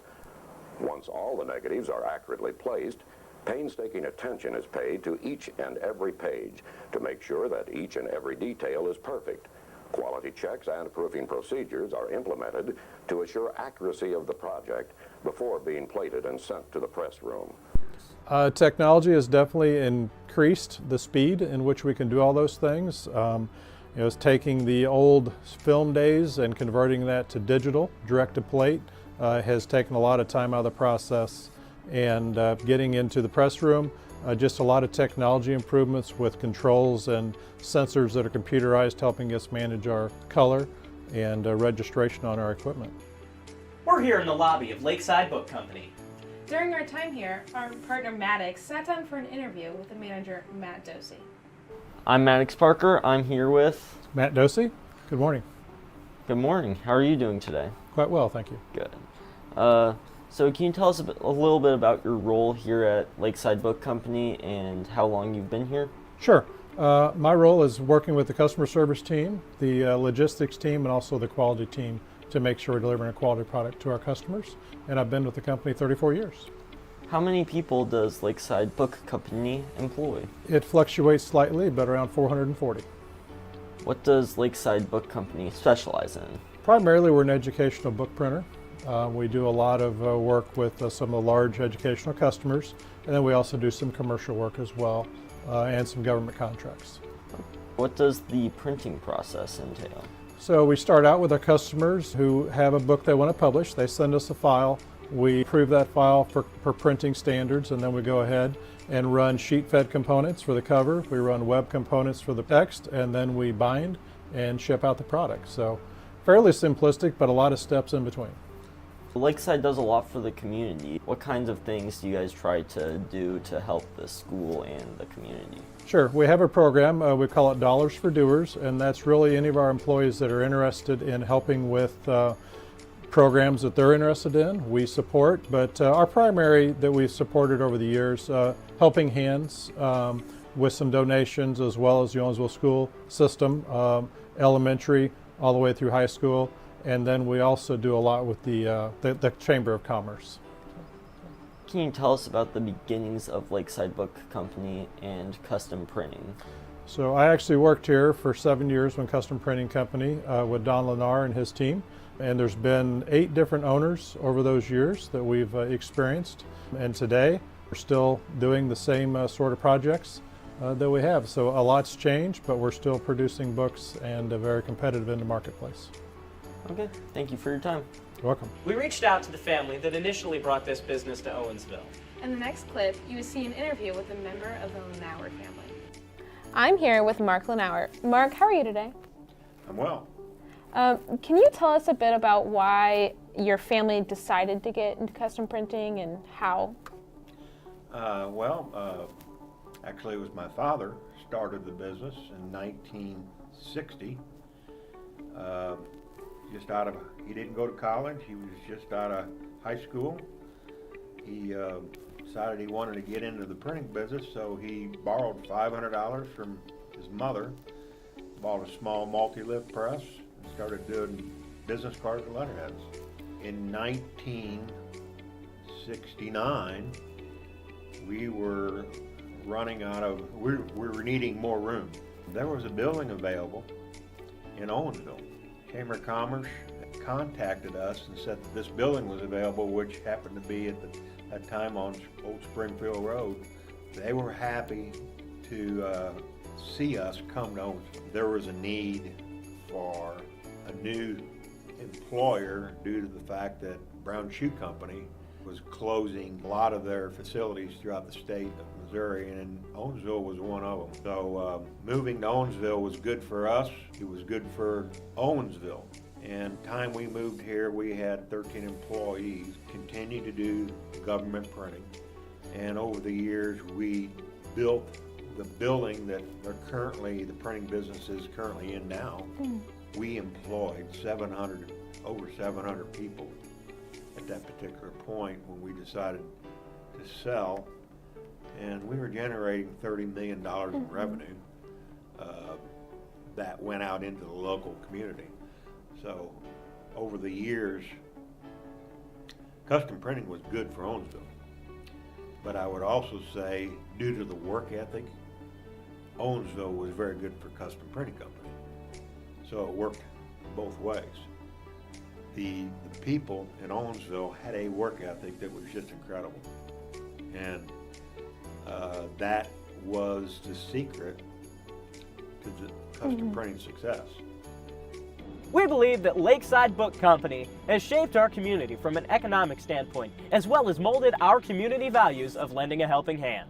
We hope you enjoyed this look into a very crucial part of our community, and we'll leave you with some footage comparing then versus now. Perhaps the biggest advantage that Owensville has to offer a prospective business is that the business is wanted and appreciated by the community. It is difficult to be successful where you are not wanted.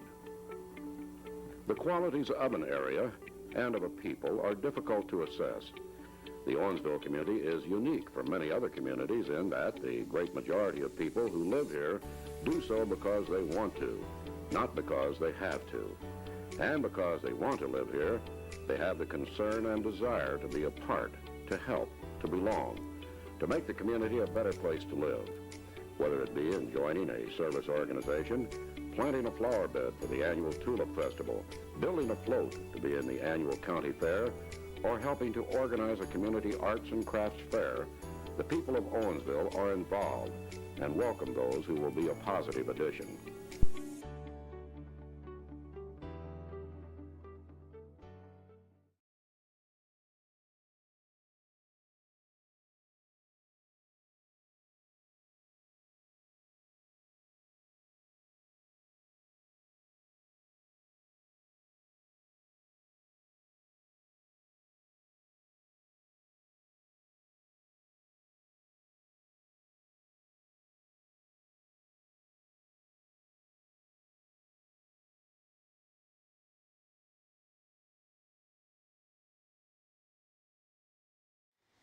All right.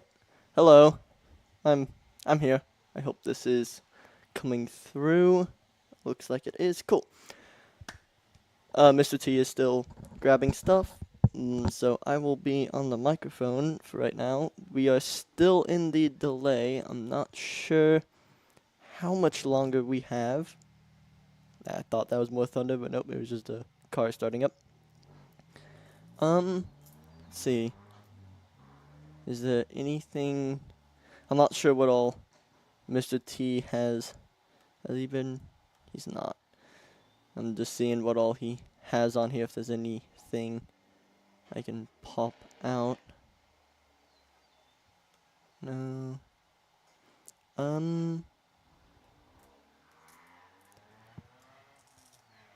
So, yeah. We are still in the delay.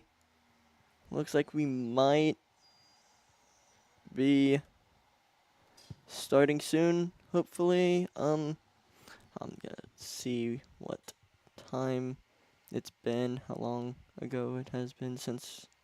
So it's been about, looking back over the live broadcast, it's been about 18 or so minutes. So we got probably another 10 or so until we are coming back out. Oh, looks like they're coming out. They might be discussing on whether to start up or keep waiting. Well, after. Oh, am I on? Maybe talk. Now am I? What about now? Okay, I am live. I just got done talking to some of the coaches, and consistent coach Brandon Howard just said that the rest said that they could start warming up in about 7 minutes here. They'll get a quick little warm-up in, and then after that 7 minutes, they should be able to start the game in around 10 to 15 is what I'm hoping for here. I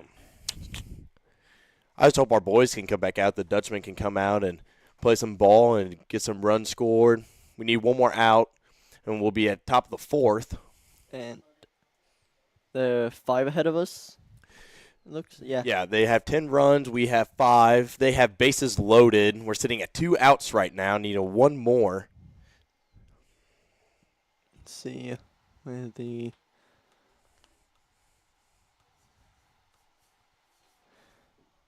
Here's my. Trying to see where the scoreboard is. No. Not that. Trying trying to find. Which, that's not it.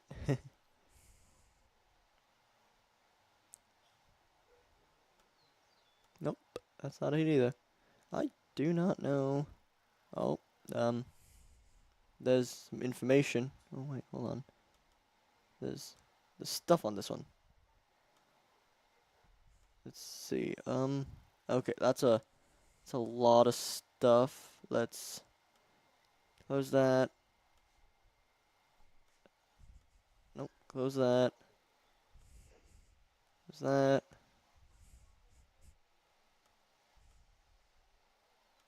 Trying to find what all. That's not it either. Sorry, I don't know what all Mr. T has set up here.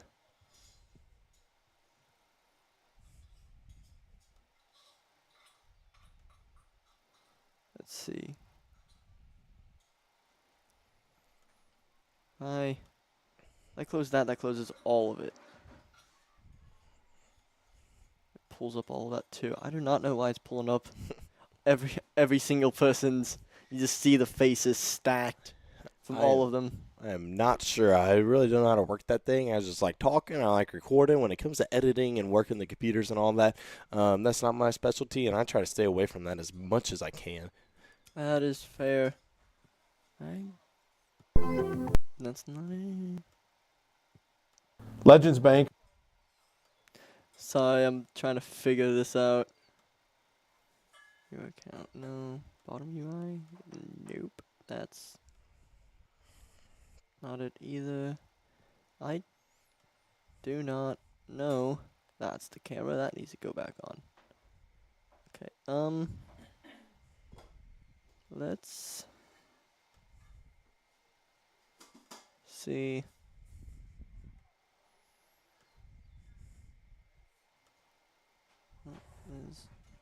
Nope.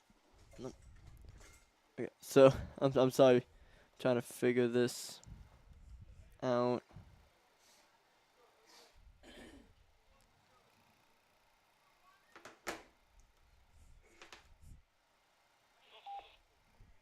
Hold on. Say again. Yes. Guess what? What? Chicken butt. Cool. Where's Mr. T at? Did you steal this from him? Dead. Bummer. We're having trouble trying to figure out his computer setup.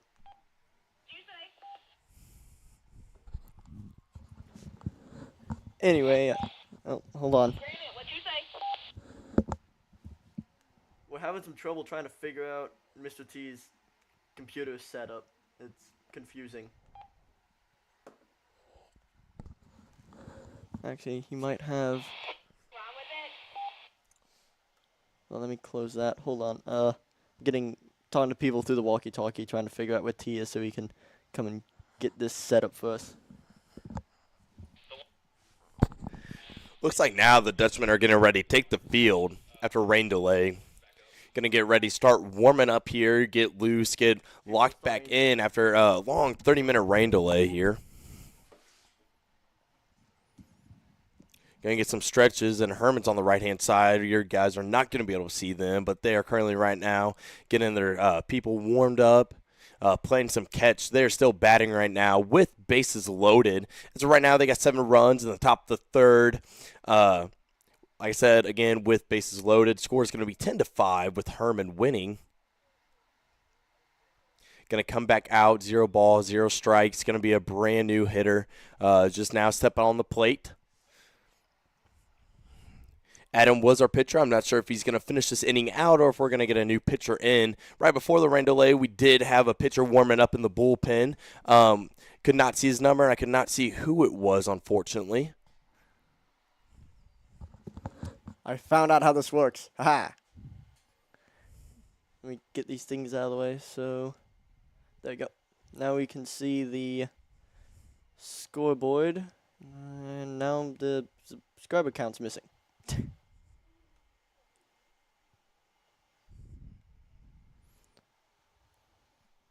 So is this your senior year? It is my senior year. Are you getting senioritis? I am. I don't really like to do any work right now, but I actually am all caught up on my work. Surprising. That's not something regular for me, but all caught up on my work, and I'm just trying to rough it out till May 9th. That's our last day, and I can't be happier for it to come. That is fair. When do the seniors graduate? So our last day is May 9th, and then the seniors are going to graduate on May 16th. That's when our graduation is. All right. So not too far away.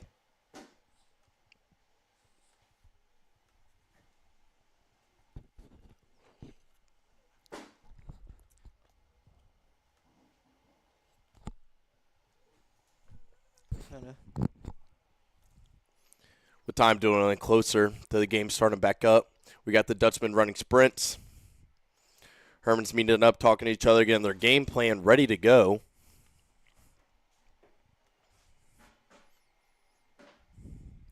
Looking at the radar, we're on the edge of everything. Everything should be past us now. We shouldn't have any more problems. Really unfortunate with that lightning strike.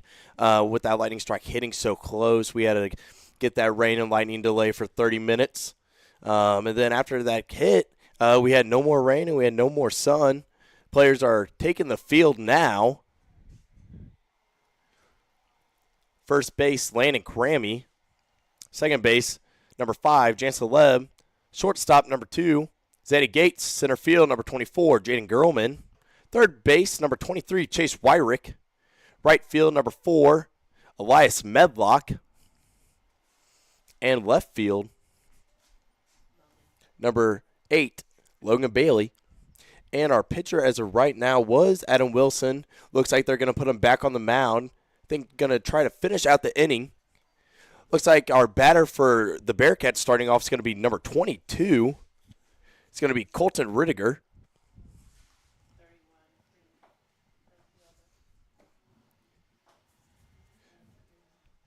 That's my mistake. It's actually going to be number 31, Lane Kramer. Timmy, looks like someone has a question in chat right here. Joseph, I am still friends with Xander. I don't talk to him as much, but I still talk to him at school. Still talk to him when I see him out and about. Still snap him in a little bit here and there. We're not as close as we used to be, but I say we're still friends. Looks like Adam Wilson, I was correct, is going to be our pitcher for the rest of the inning. He's warming up right now with our catcher, number 22, Chris Allen.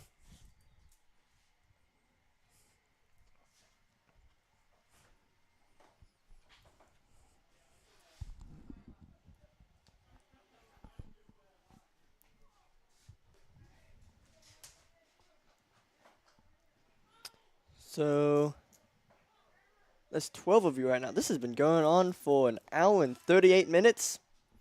And about 30 minutes of that has just us been sitting here waiting for the lightning stuff to be done. They can start playing.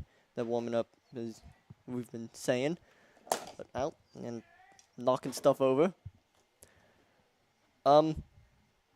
If you guys who are watching all, 13 of you, thank you for you guys for watching. But if you guys haven't subscribed yet, please do. Our goal for the end of this school year was 2,000 subscribers, and as you can see on the screen, we're at 2,135. So we have passed that goal, but we are still wanting more and more. As well, the more subscribers we get, the better, generally speaking. Let's see. Oh,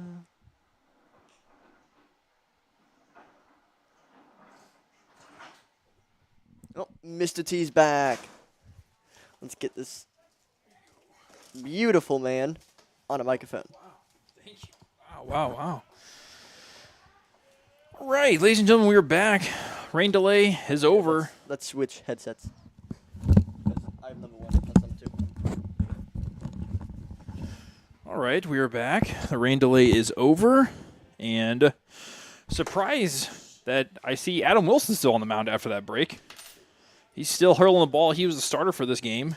And he is still out there. Thank you for the game.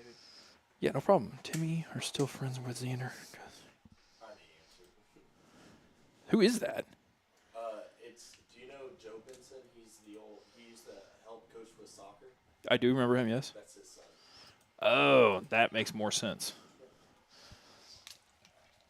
All right. So coming back here, the score is 10-5 in favor of Hermann. A little recap on the game here. It's been very back and forth. Started off with a big inning from the Hermann Bearcats in the top of the first.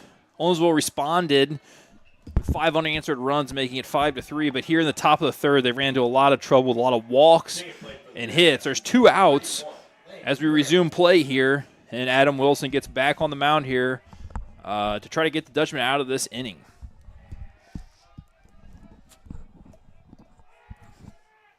Gets a swing and a miss on the first pitch here, which that's got to be the start that Coach Kemp was hoping to see as we got back underway here.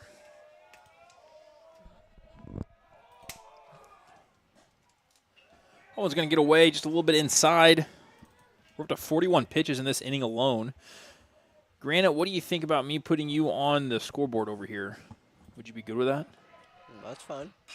Ball's going to be hit right back, a tapper to Wilson. Wilson throws over to first base, gets the out. Dutchmen are out of the inning. Yeah, it's going to be the end of the inning right there. Hopefully the Dutchmen are going to get a fresh start here. All right, so as we head to the bottom of the third, the Dutchmen trail by a score of 10-5. So granted, I'm going to show you how to operate this guy real quick. So over here at the top, you see the bases. And as people get on base, you just check those boxes as they come off. You uncheck them. We have pitches. You can count how many pitches they throw in an inning. So every pitch, you would just hit the plus P. If it's a ball, you hit plus B. If it's a strike, you hit plus S. These are outs as they get outs. And then we're in the third inning. The third inning is right up here, and this is our score. If you have any questions, just let me know. We can go from there. I was return to the mound is going to be number 8, Cole Traub. He was the starter in this game, and he has survived this long. The rain delay, the lightning delay. We've had 2 delays already. The first one was very, very short. Because we no sooner got back out there and the rain started again, then we had a lightning delay for 30 minutes. The viewers will know that while you were away, I was trying to figure out, so the subscribers count and this had come off at some point. And I clicked to open this up, and when I clicked to open up a baseball, everything underneath that opened up. So there was just all of the players stacked on top of each other. Oh, Lordy. Everything was on there, and I'm like, how do I figure this out? Because this didn't pop up yet. And I'm like, how do I get this to work? Yeah, this is And a folder here. Yeah, I finally got it to open. Finally clicked on the right part. Perfect. It is a little bit confusing. The program that we use to do this is called OBS Streamlabs. And if you don't know how to operate it, then, yeah, it can be pretty tough. Leading off for the Dutchman here is number 5. That is Jansen Leb, I think. Taking the plate for the Dutchman is going to be number 5, Jansen Leb. Jansen comes into this game, like we said earlier, batting .231 with 4 runs and 5 walks, so he's on base a lot, and that's what we're looking to have him do at the start of this inning. Granted, before every batter, I will steal the mouse for just a second so I can put up their player profile. Yep. First pitch from Traub is going to miss just a little bit outside. Jansen's ahead in the count 1-0.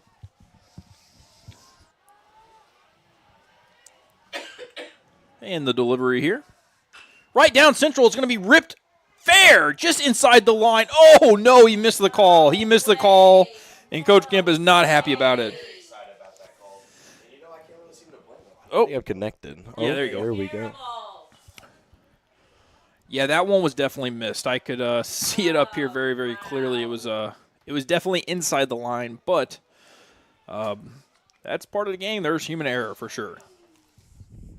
That's okay. Jansen will just have to do it again on 1-1 count here. That ball is a foul, counted as a strike.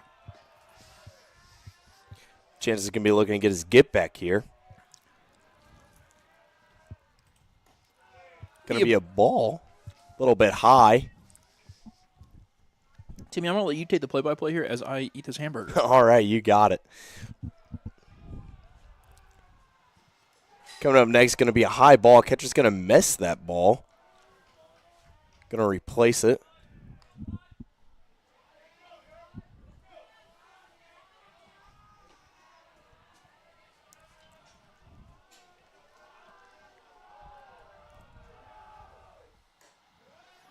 It's going to be another strike.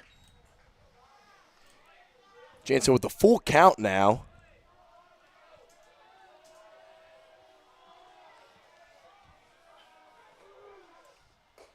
It's going to be inside ball. That's going to be a base for Jansen. Batting him next is going to be number 9, Landon Crammy. So, after a hit was basically taken from him, he's able to get it back on the walk. But I'm sure from the batting average from Coach Kemp's standpoint, that ball that was inside the line, that might have been a double when all was said and done. But instead, Jansen's at first. I bet he's going to steal here pretty early in this count. Dutchmen run a lot. Traub is looking at him pretty close. He doesn't go. Jansen doesn't get the jump he wants. Ball's fouled away. I'll just go ahead and leave these on screen. They're really not in the way, so I'll leave them right there as the batters come up. That ball went over the net. Yeah, that's why you got to be really careful with where you park when you come here to Dutchman Field for a ball game. You don't want to be parking somewhere in the landing zone for a foul ball. Yeah, me personally, I try to park a considerable distance away. I really would not like to get hit. Ball's hit out to right field. Leb is going to have to retreat to first base, but then it's going to fall, so he's going to go back to second. Jansen's going to make the second. Landon's going to make it to first. That's going to be a bloop single there for Crammy. That'll help the batting average. I'm going to steal the mouse again because up now we have Mr. Elias Medlock. Man, we had all this rain, we had all this windiness, and now it's calm, and the sun's shining right on my face, and I can't see anything because the sun's sitting there. It's just... now is when I wish I had more cameras set up, but I talked to Johnson, and he said that expect potentially more rain. It's kind of right on the line, so we're just going to run with just this camera. So we apologize we don't have our outfield cam or our other cam, and we're just going to have to make this work. First pitch, he's first pitch swinging. He shoots it out to right field, and Coach Kemp is sending the runner at third, so we're going to have a run score here. And then a first and third situation is Jansen scores to get the Dutchman back on the board here, and now it is a 6-5 ball game. Oh, Dire Straits comes over the intercom, and that means that Chris Allen is making his way to the batter's box. We're going to go ahead. Chris Allen, we mentioned earlier, hit a grand slam at home a few weeks ago against Salem. He's going to dig into the batter's box here in a first and third scenario, looking to do some damage. Early in this count, do not be surprised if you see Elias take off from first. They've not been thrown out at second base on any stolen base attempts yet this game. And I imagine it'll be right off the bat here.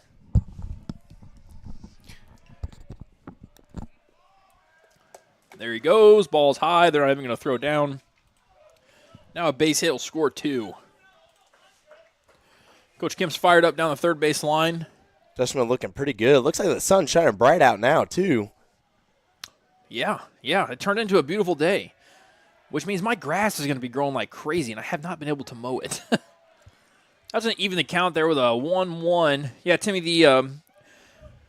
the rain is falling on days whenever I'm actually at home, so I haven't been able to mow my grass. So anybody that's driven by, I'll get to it, I promise. Chris swings at a 1-1 count, make it 1-2 now. Chris is going to be looking for a big hit coming back from 2 games ago when he got that grand slam, too. Him and Landon Crammy in the same inning. It was an amazing game, beautiful game. It's going to be a low ball with the count 2-2. If you look out to second base as a coach, what I'm always looking for is there's nobody holding him at all. So if I'm the runner on second, my lead's huge. Like, it's way bigger than where he's at right now because you want to be at a spot where you can score. Chris is going to hit that. It's going to be a foul ball on the left-hand side. I was talking to my players out there. I'd be telling Elias to lengthen that lead at least to the distance of that shortstop there because he's got nobody behind him. A hard hit single to left field should score him, but he's going to have the proper lead. You see what I'm talking about there, Timmy? Like he could be way off. Yeah, he's got Heck, the pitcher's even in the windup. Got a lot of ground with no one around. Right now, Elias should be so far off there, it's not even funny. It's going to be another ball. It's going to make the full count 3-2. It's going to be looking for something. I'm surprised nobody's said anything to him yet. More, way more. Once he starts the windup, he's safe because he can't get picked off. Like right now, he should be much further than what he is. He's going to take a hit. Chris stonewalled up there. He's like, I'm not getting out of the way of this one. I'll just wear it, which it was going to be ball 4 anyways. We got slightly unnecessary. Let's see here. Number 8, Logan Bailey. We have full. Logan Bailey had a RBI base hit earlier. He's looking to do some more damage here. Courtesy run for number 22, Chris Did the person on first just switch out with someone? Yeah, so Chris Allen is our catcher, so you get a courtesy runner for the catcher every time he gets on base. Keep his legs fresh, get him all geared up, so if the inning were to end abruptly, it wouldn't take too long to get the catcher suited up. So Liam Rasmussen goes over to first base to run for him. Ball's going to be outside. Now, like the Dutchmen had in the top of the third inning, the Bearcats are kind of in a similar situation. Pitcher's got to throw strikes here. Can't get into a situation where we're walking in runs like we had earlier. And if he does throw a strike, Logan Bailey's got to be ready to pounce. That one's going to be low, 2-0 count. Now all the pressure's on the pitcher. This is a tough spot to be in as a pitcher. Also, as I look out to the field, my runners on second and first should be taking enormous leads right now. Rasmussen's got a good lead over there at first. I'd get more if I was Elias, though. And the thing with the runner at first, as long as you're working hard out there, on the catch from the catcher catches it, then you're working hard back to the bag every single time. You can take a nice big lead out there. Who's our batter right now? Logan? Right now it's Logan Bailey. If you could get a home run right now, that would tie us. It's going to be a low strike. 3-1 count, still ball in his favor. It's got to be his pitch right here. Otherwise, got to make the pitcher replicate it and throw 2 in a row.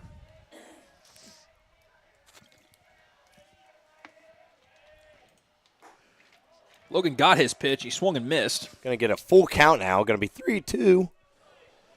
Bases loaded.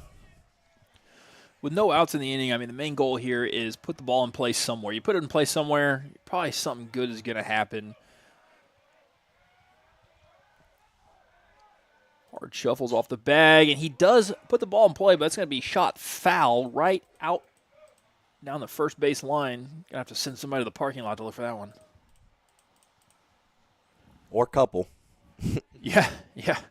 It gets to be a little bit of an Easter egg hunt out there because it lands in between cars, and everybody's looking for them. You know how much those baseballs are a piece? Lands on cars. I do not. Well, back whenever I was coaching still, they were at least $5 a ball still. And I'd imagine the prices have only gone up for an actual game ball. Game balls are expensive. Logan's going to get another foul ball here, staying in the game.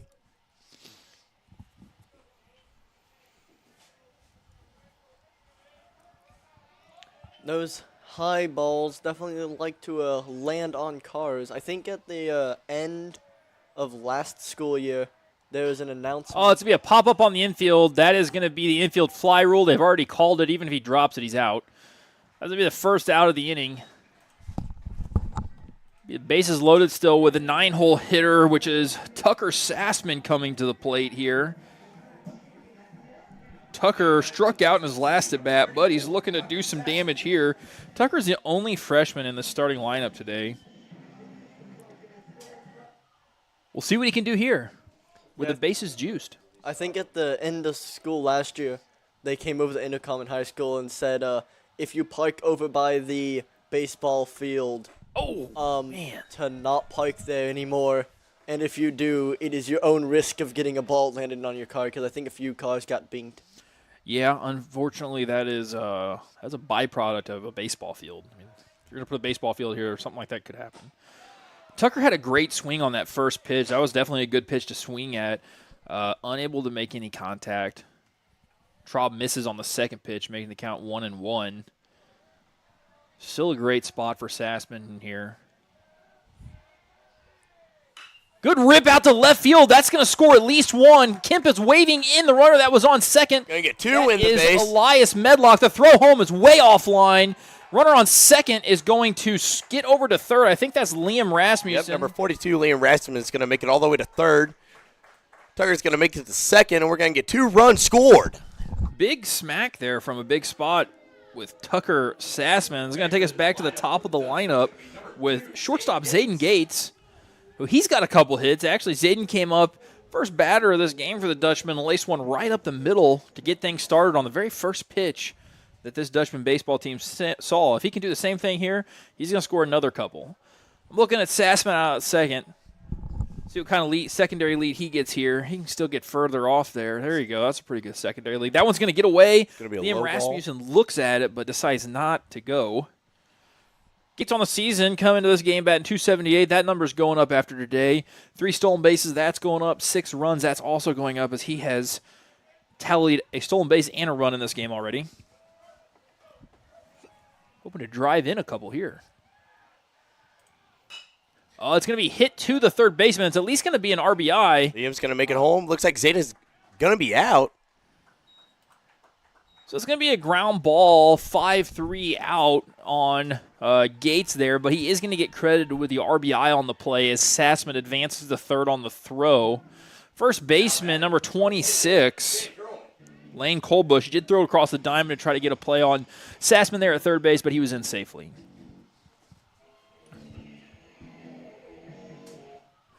Now up to bat for the Dutchmen is, who is that, Timmy? Jaden Gerleman, speedy center fielder for these Dutchmen.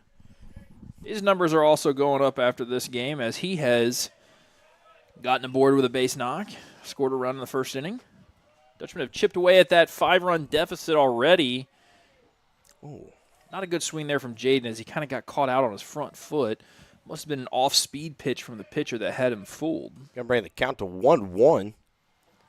Jaden is one of those guys, though, that if he touches the ball and puts it on the ground on the infield anywhere, he's got a decent chance of getting in. He's going to question the getting hit. On. Then take it. Going to bring count to 2-1, trying to get Tucker home here. So he checked his swing at the last one. It was a curveball that fell out of the zone. He's going to take a hit. He's just going to wear that one as he gets plunked right in the rib cage. Didn't even really try to move. He moves his way down to first, and I guarantee you we're going to see Jaden stealing. Chase Wyrick, third baseman, he steps to the plate now. He got picked off of first base the last time he was on the base paths. Just got a little, I guess, fell asleep over there a little bit. He was going to steal second, but Traub picked off over there and kind of caught him napping. He was frustrated, as anybody would be. But he's going to make up for it right here. He's going to put one in the gap. And he smacks one to dead center field. Center fielder's retreating. He does not have a beat on that ball. No one there. Going to bring number 34, Tucker Sassman, home. Number 24, Jaden Gerleman's looking for it. He's going to make it home, too. Chase Wyrick's going to make it to third, and I think he's going to sit there after a big hit. Chase Wyrick is fired up after that one. Definitely made up for the pickoff in the previous inning as the Dutchmen are going to take the lead now. They answer right back, giving up 7 in the top of the third and then getting 6 more in the bottom of the third. And now we have officially batted around the lineup. Jansen started this inning off. He's back to the plate with Chase Wyrick on third. 2 outs for the Dutchmen here, so I have to imagine we're getting close to the end of the line here for both of these starting pitchers. Granite has done a great job keeping track of the scoreboard and pitches this inning. Traub is already at 31 pitches in this inning alone, so much like Wilson in the top half, throwing a lot of pitches. Dutchmen are going to find the lead. Sorry, I don't know if you already mentioned that. Yeah, 10-11 now at this point. That's a good spot to be. Jansen digs in here with a 1-1 count. Going to be inside. Miss just a little bit. His body language on the mound is not so good. Don't really want to show up the umpire. Unhappy with the call. Obviously, wanted to come into this inning and have a little more success than what he's found. So I imagine some frustration is starting to set in as he misses outside with that pitch and the count falls to 3-1. I would imagine at any point in time now we'll see Wally come out and make a pitching change because we're getting up there in the pitch count and things just aren't really going the way that I'm sure Wally and these Bearcats want. He's going to find a piece of it. It's going to be a foul ball straight back to us, bringing it to full count. That was a good get-back pitch there from Traub. Definitely don't want to be giving out free passes. Make them earn it. Dutchmen have done a good job putting the bat on the ball this inning, though. It's contributed to that 6-run third inning here. It's going to be a high ball. Jansen's going to take the walk. Much like we've seen all game, I imagine you're going to see Jansen heading his way down to second base very quickly here. Crammy steps to the plate with runners on the corner. Crammy swung the hottest stick for this Dutchman baseball team so far this year. So I imagine this is probably the guy that you want up in this spot as he leads the team in batting average. hits for power as well, and is a senior. So he was actually a part of the last Dutchman District Baseball Championship team, as he was the starting second baseman, I believe, that game. I should probably know that. I was the one who filled out the lineup card. I'm pretty sure he was our starting second baseman that game. I'd have to go back and look, but he's always been a very good hitter, and he battled some injury that has kept him from pitching for sure. Had some shoulder injuries, I know, with wrestling and things like that, but I think this is probably the healthiest he's been come baseball season now, probably since his freshman year. His sophomore and his junior year, I know those were things that gave him some trouble. He did a lot of pitching for me his freshman year on the mound and did a very, very good job. Do you ever miss coaching Tyler? Every time I come to a baseball game, Timmy. All the time. I'm excited to get back into it at some point. Do you know when or if you're going to get back into it? Well, I always said that once my kids got back into school, and it made sense for my wife and I that I would get back into coaching, and next year will be the first year that both of my kids are in school full days. So I would say any point now in the future I'll probably get back to it. I don't know. I'm not putting an exact timeline on it, but definitely soon. Ball is hit straight up in the air, but it's going to find the bleachers here right behind us. Actually, probably the parking lot, not the bleachers. But my goodness, the shot right now on camera makes our baseball field look gorgeous. The clouds have really cleared up. That shot on the camera is got that fresh peak. cut grass. Yeah, you can see the lines in it. Man, it looks good. Thank you. I did it myself. Yeah, Timmy, he comes out here third hour and mows every day. That'd be a cool class, wouldn't it? No. You wouldn't like mowing grass? I'm different. You're a dad. I love to mow grass. You're a dad. You're a dad. I loved mowing grass so much that I did it this summer for the school. No, I'm joking. I don't mind it. There's a farm I work at, and I got about weed eat probably 10 acres throughout the week. So weed eating is a little less fun. Yeah, I don't really care for weed eating, but I don't mind Ryan's zero turnaround cutting some grass. He's going to catch Landon there on the check swing as he broke the plane of the plate. Jansen with a really late delayed steal. You can tell the field is wet as Jansen slid way past it, had to grab it on his way out. Once the turf gets wet, it's just like football. You get a wet turf and people are slip sliding around, and well, one, you could have some injuries, but for two, when you actually go to slide to a base, you got to be prepared to stop yourself because you're going to slide a long ways. This next pitch will be Traub's 40th pitch in one inning. This is absolutely his last inning. I cannot imagine he comes out for the fourth. Ball's going to skip in there about at least a foot or two in front of the plate. Almost landed in the batter's box.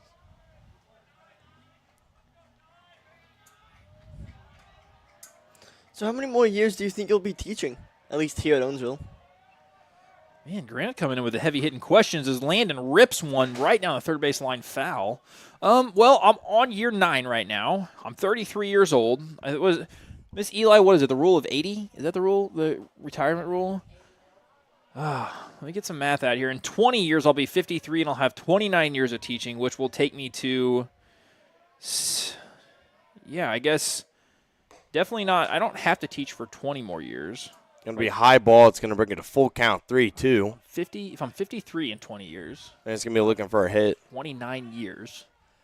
Take me to 62, 82. So I guess when I'm 52, I can retire. I'm having so much fun right now, though. I'm not even thinking about retiring. Yeah. I was just curious because, I mean, you got two All kids four at home. and cram me down to first. I do have 2 kids at home. They'll be, by the time I am 53, they will be done and done with school. So that'll be, it's pretty hard to even conceive that that's a possibility right now because it's so far from my reality. All right, Elias Medlock's going to come to the plate here with the bases juiced. Elias has improved upon his numbers today. I mentioned earlier the Dutchmen have played some tougher opponents here early in the season, so I think as they get more into conference play, as Elias fouls one down the first base line, it's going to get out of play. There goes someone's windshield. As they get more into conference play here, I think what you're going to see is these batting averages and these statistics continue to climb higher as they're facing more of the local pitching. They played a couple games up in Columbia. They played Union already. Union is a local team, but they are very, very good this season. So we'll see how it goes. Going to rip that one foul right off his leg. It's going to make the count 0-2. Sitting at 2 outs. Bases are going to be loaded here. This is a tough spot to be because you don't want to be the guy that strands the bases loaded. So you got to think Elias is looking to make contact with anything that's anywhere near the zone. Ooh, and he took that one. That's the last thing you want to do is strike out with the bases juiced. He's going to go back to the dugout. But the Dutchmen come away with 6 runs that inning to take the lead to make it 11-10. I'm really interested to see who they throw out on the mound this inning. It looks like Coach Kemp is talking to Adam Wilson. I think that's number 1 over there, right? Yeah. So I'm assuming that per the conversation, he's going back out, much to my surprise. So how many years did you teach coach for? Baseball? So this is my 3rd year not coaching. I'm in year 9 of teaching. So I coached baseball for 6 years. My first year was at Bell. We had a really good team that year, actually. We actually beat Owensville. Here's a fun fact that no one will actually care about other than me, and that's that I've never been on the losing end of an Owensville versus Bell game. We beat them every time we played them when I was in high school, and then whenever I became a coach, I got to beat Coach Lay, who was the head coach here, which, my goodness, that was a lot of joy for me. If Coach Lay is listening, thank you for that. But then once I became a coach, every time we played them as I was coaching, we beat Bell. After my first year in Bell, I came here to Owensville, and I got to be Coach Lay's assistant coach, which was pretty cool because Coach Lay was one of my coaches whenever I was a freshman and sophomore in high school.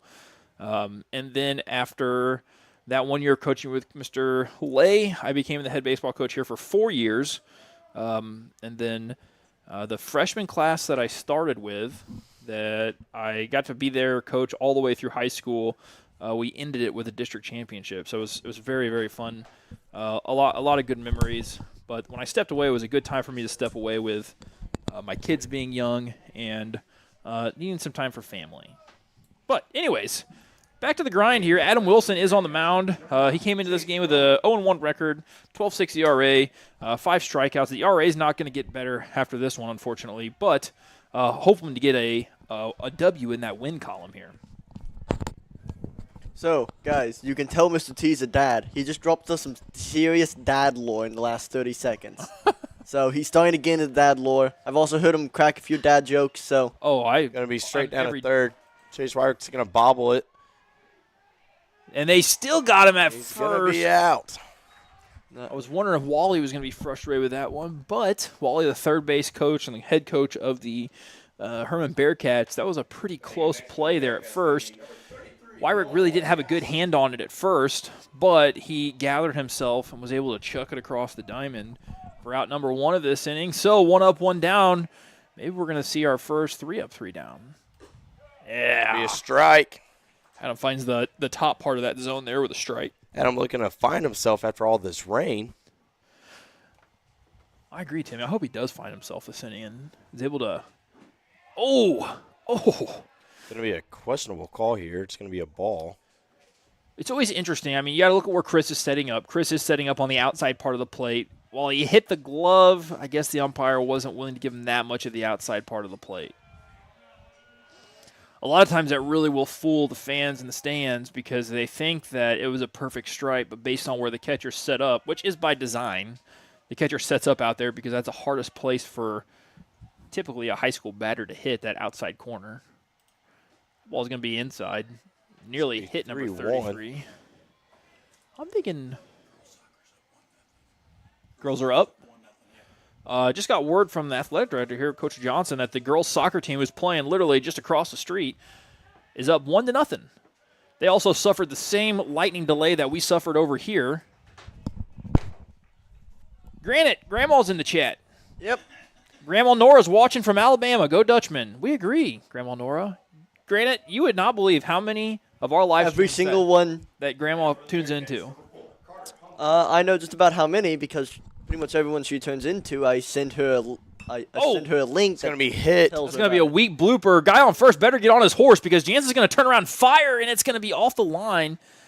Guy on first had to hold up to see if that ball was going to be caught or get down. Once he realized it was down, made a break for second base, and Jansen tried to make a very athletic play over there.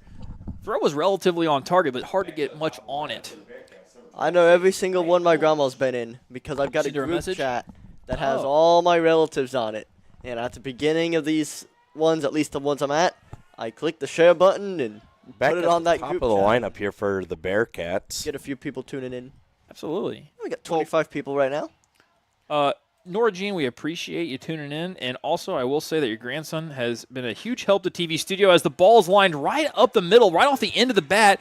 Gerleman doesn't get a good play on it. It's going to score at least one here, depending on how risky Wally wants to be, which is not. He's going to hold him up, which is probably a good decision because even though Jaden kind of overran that one, he did get the ball into Zayden Gates pretty quick.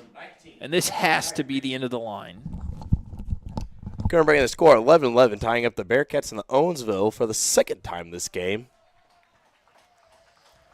Here comes the pitching change. Looks like Adam Wilson's going to trot out to right field where Elias Medlock was playing, and I guess Elias is going to be the next pitcher in this game. Elias is also a senior here at OHS. If Elias is not pitching, I'll be very shocked. But right now they're talking about it on the mound. I have to imagine that's the play.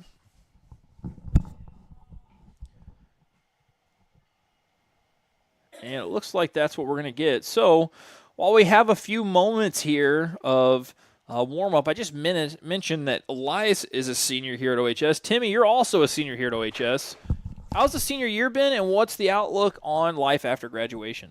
Senior year's been good. Getting a little bit of senioritis, wanting to get out and not do a whole lot of school anymore. Right. Outlook at life, I'm pretty excited for what's to come. I spent on doing 2 years online at East Central and finishing my last 2 years at Mizzou, get a bachelor's in business, and while doing that, I plan on getting my insurance license so I can go sell commercial insurance later on. Well, very interesting. Congratulations. Just about to finish this thing up. You've done a lot of stuff here at the high school, and I've gotten to be your teacher a couple times now. Yep. I've enjoyed having you in class. And I have to commend you. I remember, I think it was, I don't know if it was your freshman year or what year it was, but I was talking to you about getting involved at high school, and I know that you went out and you did the play, which was kind of probably not something you saw yourself doing at first, but you really put yourself out there. What would you say to anybody that's a high schooler about just trying to get involved? Well, you're only in high school once, and it doesn't really matter what other people think of you. You're the one who actually made me think about doing the plays just because you said you went out to your senior year. So my sophomore year, I was like, you know what, why not? I'll give it a try. It was fun. It definitely was. I decided not to do it the last 2 years just because I feel my plate up so much with stuff going on. But like I said, you're only in high school once, so why not try different things? I mean, I went from doing track to now doing golf. I went from doing a play to not doing a play. There's just a lot of different things you can do. I like to be involved with the clubs, with my class president this year, so it's pretty exciting to get the class speech and everything. What I'm not excited about is having to plan all this stuff afterwards, but, I can get onto that later.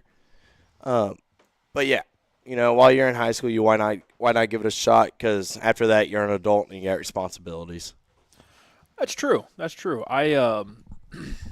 I actually kind of had forgotten about the fact that I did a play. I have to admit, mine wasn't inspired by a teacher. Mine was inspired by a girl. A girl convinced me to do the play with her, so that's what got me out for the play. But I didn't do the play until my senior year, and after I did it, I realized how much fun it was. So I felt like I needed to, profess how fun doing that was, so that way maybe other students would do it.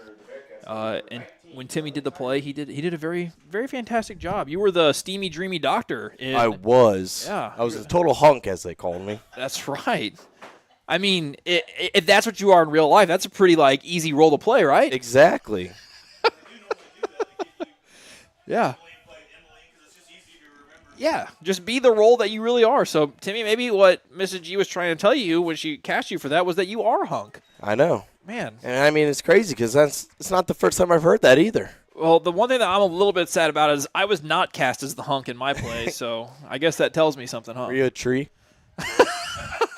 Whenever I was – there's going to be a ball hit right at Jansen Leb at second base. It's going to push one run across to give Herman the lead, but they are going to trade the run for the out, make 2 outs here in the top of the fourth, as the Dutchmen are confident that they can score more on this Hermann Bearcat team. I was a tree stump once when I was a child at a Baptist church play. I got to play a tree stump, and it was really kind of degrading because my cousin was the lumberjack. So I was a tree stump, and the lumberjack had a rapping role. It was a very odd play. It's gonna be a strike. Bearcats are going to take the lead for the second time this game. Going to bring it to 2 outs. You got 1 runner on third base. Elias did a great job coming in here and being able to get the first batter. That was another one where the fans in the stands probably think that had to be pretty close. And it was close, but the catcher's set up on the outside part of the plate. Umpire's just not given that far out. But if he is, that's where you want to live because that's a very hard pitch to hit. That one's going to catch more of the plate. Foul ball. Going to bring the count to 1-2. Jansen gave a little chase there, but Landon Crammy, he knew right off the bat that there was no getting to that one. I don't think he moved hardly. Outfield is playing, outfielders are kind of playing closer to the lines right now. A lot of gaps out there in it's going to be 3 strikes. That's going to bring us to our third out. And right center. Chris throws down to first base. They get the out. That's going to take us to the bottom half of the 4th inning with the Dutchmen trailing 12-11. I wonder if anyone has ever launched a ball up over the fence and if anyone's run out there and grabbed it before it landed. Well, granted, I'm glad you asked because in baseball, if you throw it out of play, then all the runners get to advance a base. You can't run out of bounds to go get. You can't like run out of the fence to go get a ball. Looks like the Bearcats are going to be replacing their pitcher here. Yeah, and this guy was playing out in the field in left field. His name is Nolan Agroski. So we now have a new pitcher on the mound, and I'm still guessing. I have to imagine that was Adam Wilson. Oh, that was Adam Wilson's last inning. We ended the inning with Elias on the mound. So the Stars are officially out of the game here, and currently Adam Wilson cannot be in line for the victory because the Dutchmen do not have the lead when he was taken out of the game. So if the Dutchmen are able to secure the W here, there's going to be another pitcher that gets attributed with the win. Right now, Elias is on the mound, and technically, Herman took the lead when Elias was on the mound. So if the Dutchmen were not able to tie this or take the lead, then Elias would be in line for the loss, which gets really confusing, especially for people who don't follow baseball and how wins and losses work for pitching. Timmy, did you ever play baseball when you were a kid? Grant, did you ever play baseball when you were a kid? I played baseball from 4th grade to 7th grade. Okay. And then I stopped. I just didn't enjoy it. And if I'm being honest, baseball I don't really enjoy watching, but I did agree to be the PA for the boys this season. I do enjoy announcing the games. I do the youth football games and all that, so I was like, why not? Well, that's awesome to get involved, and I know that the athletic director, for one, definitely appreciates it. And I know that the fans in the stand obviously also appreciate having a consistent PA announcer. It actually makes the viewing experience for all of them much better, too. So you're doing a good job. Grant, what about you? Did you ever play baseball? Nope. The only sport I've ever done was cross-country. Oh, sorry, I was muted. The only sport I've ever done was cross-country and track my 8th grade year, which you know because you were my coach. That's right. I was your cross-country coach, and that was an unbelievable cross-country team your 8th grade. We had a bunch of good players. Stacked. All right, you hear Dire Straits, money for nothing. That means that Chris Allen is up to bat for these Dutchmen. Chris looking for another big hit here. It's going to be a high ball. Chris is not afraid to wear one for the team. And why do I say that? Well, he had a 3-ball count his last time up, and he took the hit by pitch. He could have just got out of the way. But he took the hit by pitch with a 3-ball count. Yeah, well, he's just got to show his authority. Yeah, I mean, I guess that's a sign of toughness. And honestly, when you're a catcher, you're getting hit by the baseball on a pretty regular basis. So why not just wear another one off the shoulder? As Chris digs in with a 2-0 count here, great hitter's count. Going to be another high ball, bringing count 3-0. Going to be over the catcher's head.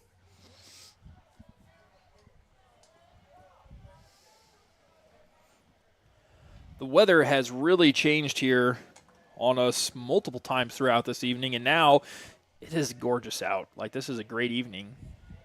We had to fight through some rain and lightning to get there. Chris is going to wear another pitch. All right, Chris might be the only person I've ever seen in my entire life in 2 3-ball counts take hit by pitches in the same game. And when I say take a hit by pitch, both of them he was quite capable of getting out of the way of.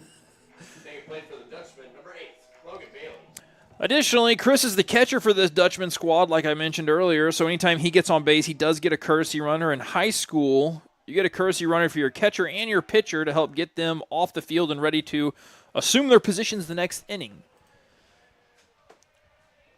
which is pretty convenient, especially if your catcher or your pitcher is incredibly slow. Chris, a good athlete. Liam is pinch running for him. Going to get to second base. Yeah, I think he hit a speed boost when he started sliding.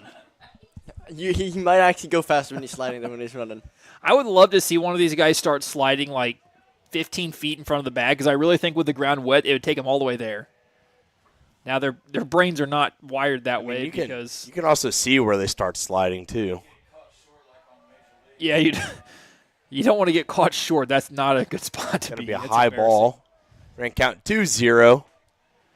So far, Mr. Agroski here for these Bearcats has had a very difficult time throwing strikes. We've got a barn burner here, ladies and gentlemen. 12-11 in the bottom of the fourth inning with no signs of stopping. That's a high baseball score. Bailey swings on and misses that one. Swung right over top of it.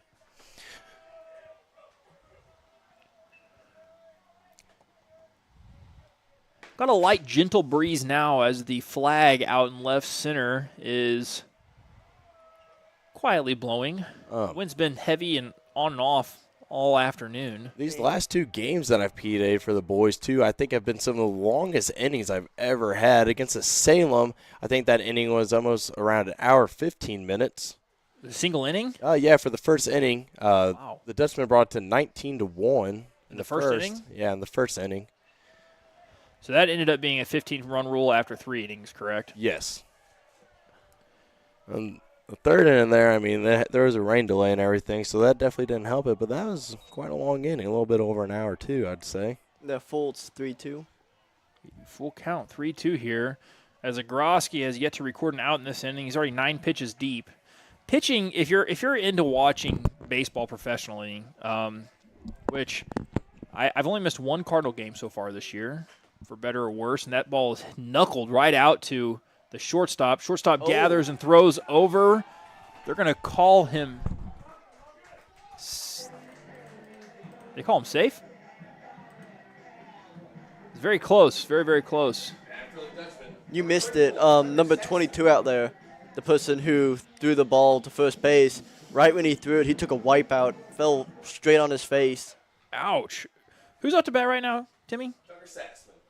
Tucker Sassman. This is a freshman who got a big base hit with the bases loaded earlier. Comes and makes a good team play here, getting a bunt down. Move his teammates over. A little bit of baseball trivia here for any younger guys watching. If you got runners on first and second, right there they had the first baseman crashing, which was a little bit confusing because the ball was hit down the third base line. But in the event that you're having a first baseman crash on a bunt, then you've got to have your second baseman covering the bag at first, which in that situation was not happening. So it's a great bunt, though, because even if the first baseman was there, I don't know that the pitcher would have been able to get Tucker out at first. I mean, he put it down the line about as good as you can. That's a great bunt. Great bunt. That's got to make Coach Kemp happy. As a coach, you want to, yeah. That's Crystal Eli's up here. She's a scorekeeper, and she says the opposing coach not so happy. That's true. And that's going to bring the Dutchmen to bases loaded.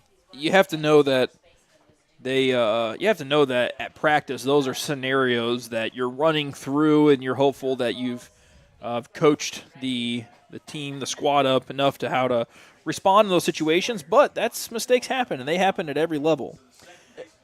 If only this is the weather we had to start this game off. We'd have cameras out and maybe the drone up. Yeah, that would have been a lot of fun. The rain chased us off, unfortunately. Yeah, we had a 3-camera setup. We're up to 24 viewers right now. To the 24 viewers, we did have an outfield camera set up behind the outfield fence, giving you that look in at the pitcher and the batter. It's my favorite view personally. It's basically the view you'd get watching a Cardinal game, except for it's not quite as high. But we had to abandon ship because it was getting windy and rainy. As Gates hits one straight up the middle, they're going to come home with it, and the catcher cannot come up with the play. Relatively decent throw by the shortstop who had his body weight going towards first base, but catcher was not able to scoop that out of the ground, and that's going to be an E6 on the shortstop as it was a ball that was thrown on the ground. It's going to tie the ball game up now, 12-12. I'm actually a little bit surprised at this point in the game that they're playing with the infield in to try to play for the plate at home. You know, I was going to question that earlier because I'm not very knowledgeable on baseball because I noticed Zayden Gates plays a little bit like behind the second base runner. And then number 22, he's playing up like closer into the infield, closer to the pitcher. Yeah, so the reason for that, Timmy, is with the bases loaded, they got to force out at home. But what I've seen so far from this game is the ball's fouled. What I've seen so far from this game is that it's probably going to take more than 12, 13, 14, or 15 runs to win this thing. So I'm probably playing for the out there personally. That's what I would do.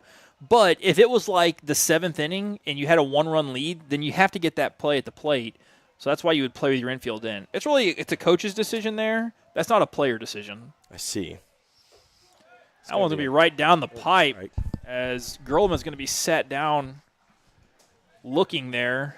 Not what you want to do with the bases loaded. And next, number 23, Chase Wyrick. Junior Chase Wyrick also pitches a lot for this Dutchman team, is stepping to the plate now. He's playing third base today. He hit one to the fence in his last at bat. Let's see what he can do here. He watches the first one right down the pipe. Pitch count for this guy is already up to 18 here in his first inning of work. We'll see how deep he's able to go. I don't have any information on what age any of the Hermann players are, so apologize for that. Anybody tuning in from Hermann, feel free to join in the chat. Anybody tuning in from Owensville, feel free to join in on the chat. We always love to hear from you guys.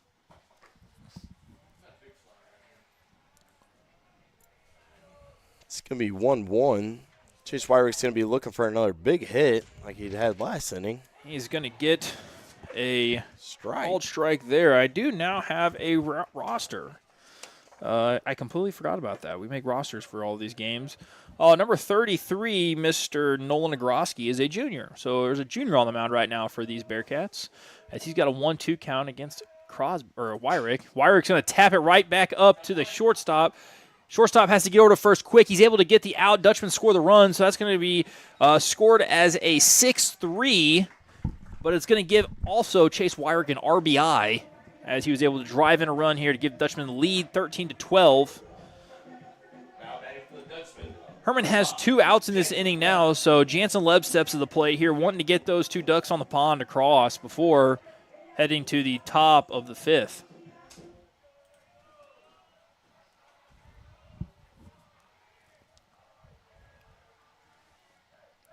Oh my. Nagroski steps off the back of the mound and then throws over to third base. Ended up being closer than I thought it would be. Over on third base right now is 23, Chase Wyrick. Oh, no, that's Tucker Sassman. I think that was Tucker Sassman.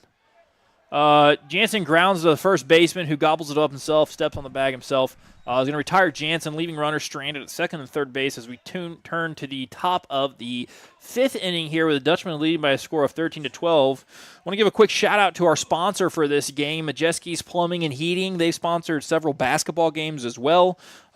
Much thanks to them for helping us out here with TV Studio.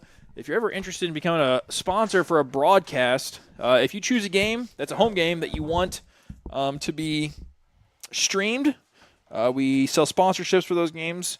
Sponsorship cost is $200, and then we broadcast any game that is sponsored. So thank you to Majeski's Plumbing and Heating again for being a sponsor for this one. They have helped us out multiple times this year. Obviously, to make something like this happen, we have to have a decent chunk of equipment to be able to do it. And to bring it in the quality that we do bring it in. So we intend to continue growing and getting better, and your guys' support helps make that happen. As you look out to the field right now, Elias Medlock is back on the mound for the Dutchman here as he is coming back out for his 2nd inning of work.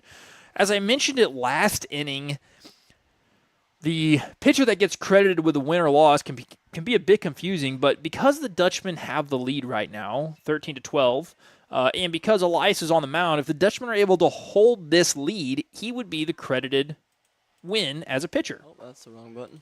So, hopefully, we can see Elias Medlock get the win. For some reason, that's not working right now, Granite. Huh. Yeah, we'll have to fix that after the game. Or I can probably fix it in between innings. I wouldn't do it right now, though, because it'll pop up full screen. Someone's up the bat. First pitch is going to be well outside. Too hot to handle for Allen behind the plate, as I think it's number 22, Mr. Colton Rudiger, their 3-hole hitter. 32. I missed the first number.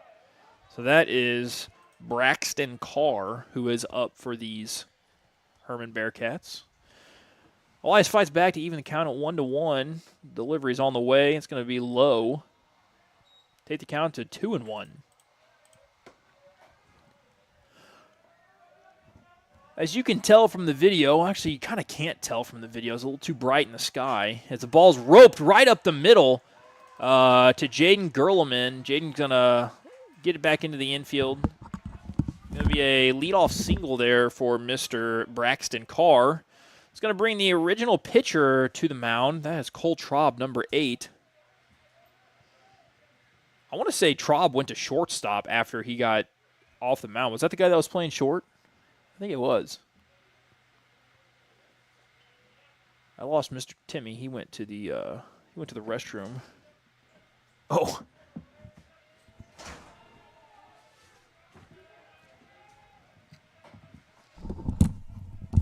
All right. Going to be a steal. Allen's going to sling it down there. It was a great toss. Oh, and he came off the bag.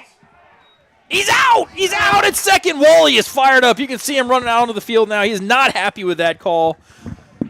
The Bearcats fell victim to the wet field as it was Braxton Carr who slid past the bag. Hey, we mentioned it earlier and it ended up happening. Someone slid right on past.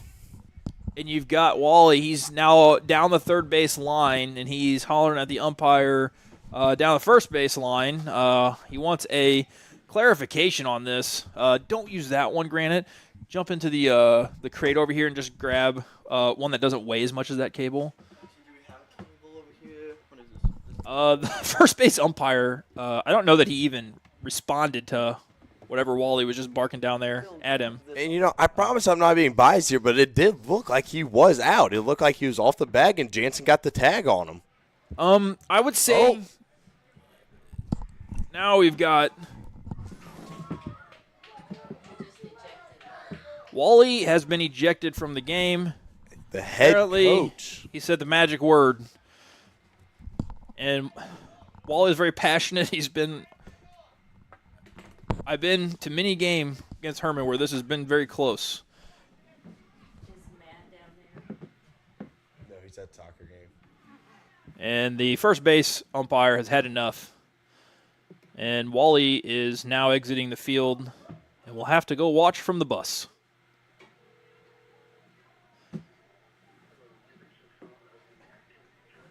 You have And Wally is not done yet. He's going to go get his money's worth, I guess. The first base umpire is saying that he doesn't want to have a discussion about this.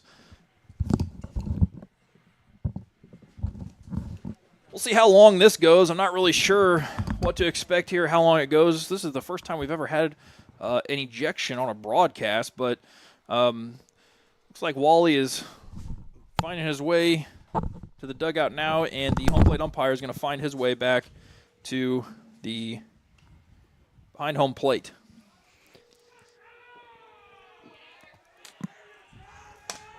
Well, zoom it all the way out, Timmy, because we like to have the whole field there. Yeah, and then push it closer to the E. There we go. And then, all right, Timmy, sorry to be picky, but can you push it all the way?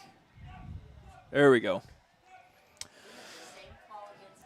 Hello. It's kind of dark with backlit, but yeah, that's what it looks like here in the press box with us. Elias is going to throw a couple warm-up throws to get going here, and this will raise the intensity of the game for both teams here. Anytime there's an ejection, that tends to be the maybe a rally booster. And, Hermann and Owensville, I would say is probably the biggest rivalry in the Gaston County. Get it? Because they're the only schools in Gaston County. I would say it is the biggest rivalry in the Four Rivers Conference, though. A lot of tension between the two teams always, no matter what sport it is. I don't know. I don't know for sure that I could make that assessment, but I would definitely say for us within the Four Rivers Conference, that's probably our biggest rivalry. Just down the road, obviously. Count here is now 2-2 as Elias tries to put this guy away, but it's going to be a full count. You could just kind of feel, I got the window open here so I can actually hear a little bit better now on my end. And you could just hear the energy from the crowd that I think that the energy is upticked here as Medlock is going to lose his batter, and it's going to send Hermann down to first base, number 8, Mr. Cole Traub, who's the starting pitcher this game. Batting up next for the Bearcats, number 31, Lane Kramer.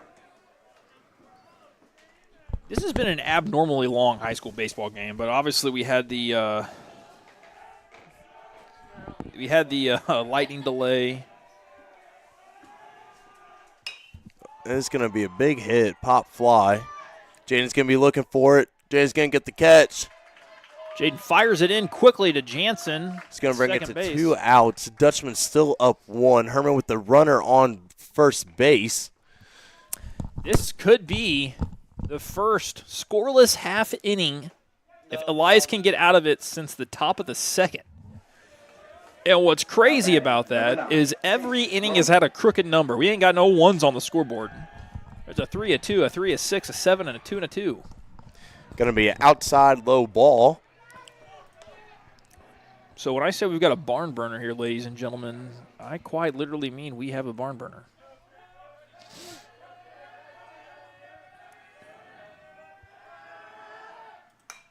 Ball's going to be fouled straight back into the net. Going to bring count to 1-1. Runner still on first base. Need me fixes. Is that better? Right there. Yeah, it was kind of tripping my OCD up, but yeah, I was gonna say it looked like it was a little bit to the right. It's better now. You're gonna hate kids when they get to teenage year. Then, granted, you have no idea. If this is already tripping up your OCD, just a little camera off here. Have fun. I don't know. I can tell that you've never raised newborns. I think he's at the hard stage right now. From the stories I've heard. Yeah, we've had some hilarious stories. I think every parent has those stories probably. I've had some good ones. Count's going to be 3-1. Elias going to be looking for 2 strikes here. Both teams throughout the game have had a little bit of trouble finding the strike zone. And then it seems like at times when they have found the strike zone, the team's batting steps up and is able to put the ball in play hard, different locations. So Elias loses his batter there, going to put runners on first and second. And this inning probably looks a lot different if that runner's trying to steal second doesn't slide past it. They'd have bases loaded right now and 1 out, which would be far different than what we're looking at now. Because Elias can still really avoid much injury this inning if he can just get a Groski out here. Going to be a first pitch swing and miss from a Groski. Sorry, I had a little brain fart there. Guy batting now is the pitcher for the Bearcats here. And I forgot to mention when I got back from the bathroom, the Dutch girls are up 3-0 against the California. What? Up 5-0 against California. See, the Dutch girls played in the district championships game for the win. What are you talking about, district championship game? The Dutch girls right now in soccer are playing California, who the Dutch girls beat in basketball for district championship. Oh, okay. I follow you now. Yep. Took me a second. I got you. I have a slow brain. I'm just a teacher. Yeah, something like that. All right, count is 2-1 here. Elias needs to bear down. He got a first pitch strike and hasn't been able to find the zone since, but he's going to deliver one right here. And I lied. That's going to be 3-1. So the caught stealing at second base is looming very large now. If we're unable to get this batter, that would have been a run pushed in via the walk, but hopefully Medlock is able to fight back here. Finds a strike zone there. We got a pop-up. It might stay in play. It's going to be close. It's looking for it. Giving chase. Landon's going to get the got out. It's going to be 3 outs. It was off your screen. You couldn't see it, but Landon was able to make a nice play right in front of the Bearcat dugout to get the 3rd out of the inning and put another 0 on the board. The Dutchmen are going to lead this inning. We haven't gotten many zeros. You can kind of see our setup here right now in the press box. If you want some light, you'd have to actually turn the light switch on over there, Granite. We don't really have any backlight in here. That helps a little bit. I didn't realize. I do have to make comment. If you haven't been to Owensville to see the new stadium yet, the press box is a lot nicer than what we had at Memorial Field, that's for sure. At Memorial Field, we had like a little ledge attached to the fence that we had the scorers operation on, and that was about it. The one thing that I will say that Memorial Field has very nice, they have great seating. The bleachers there are covered, and they are very nice, but there was a lot of field maintenance that went into that field. Obviously, the field is shared with the city, and that is where our fairs are hosted. I'll never forget, as a player, I always used to get a little bit frustrated because in right field one year, they literally had lions in the field. Lions? Lions for the fair. It was pretty wild. I heard a bull there. Not a real one, but. Probably not when you're a baseball guy. Your favorite what you want to see in right field at your baseball field that you care so much about. That is pretty interesting there. Granted, is zooming in on our computer. That's creating like a vortex with the program that we use. That's what we see on our end. So whenever we are broadcasting a game, the program that we use is a program called Streamlabs. And what you're seeing right now is what Streamlabs looks like. So that is what it looks like on our end. That's our audio switcher. Herman's going to come out with the same pitcher they had last inning, number 33, Nolan Orgowski. Yes. But that thanks for what? Yeah, you can turn it back off. Thanks for tuning in here to all the viewers. We're still getting ready here on this half inning. Blake tunes into the chat and he says, "W Dutchman, let's go."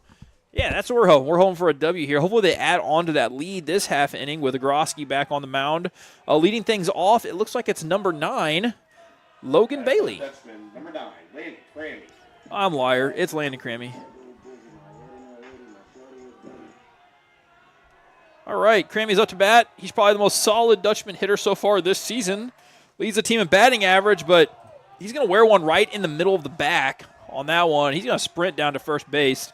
No matter how hard you throw, if you get hit right in the middle of the back, that does not feel great. Now pitching for the Dutchman, Elias Medlock is going to come up to the plate trying to help his own cause. I'll let you take it over from here, Granite. You know where they're at.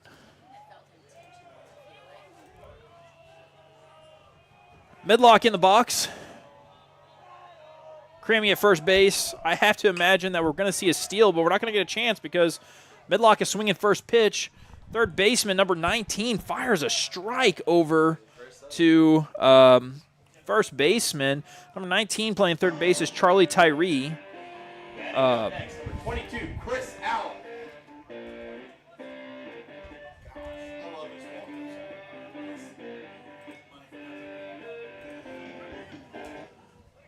Money for nothing and the chicks for free.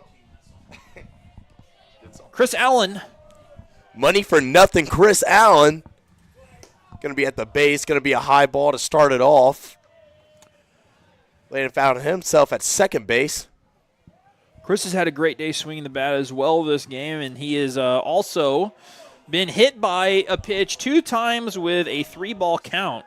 I hope that that's not the outcome of this at-bat, but if it's there, I think Chris will probably take it because he's shown us twice now that he will. With 3 balls, though, it's not necessary, Chris. Save the skin.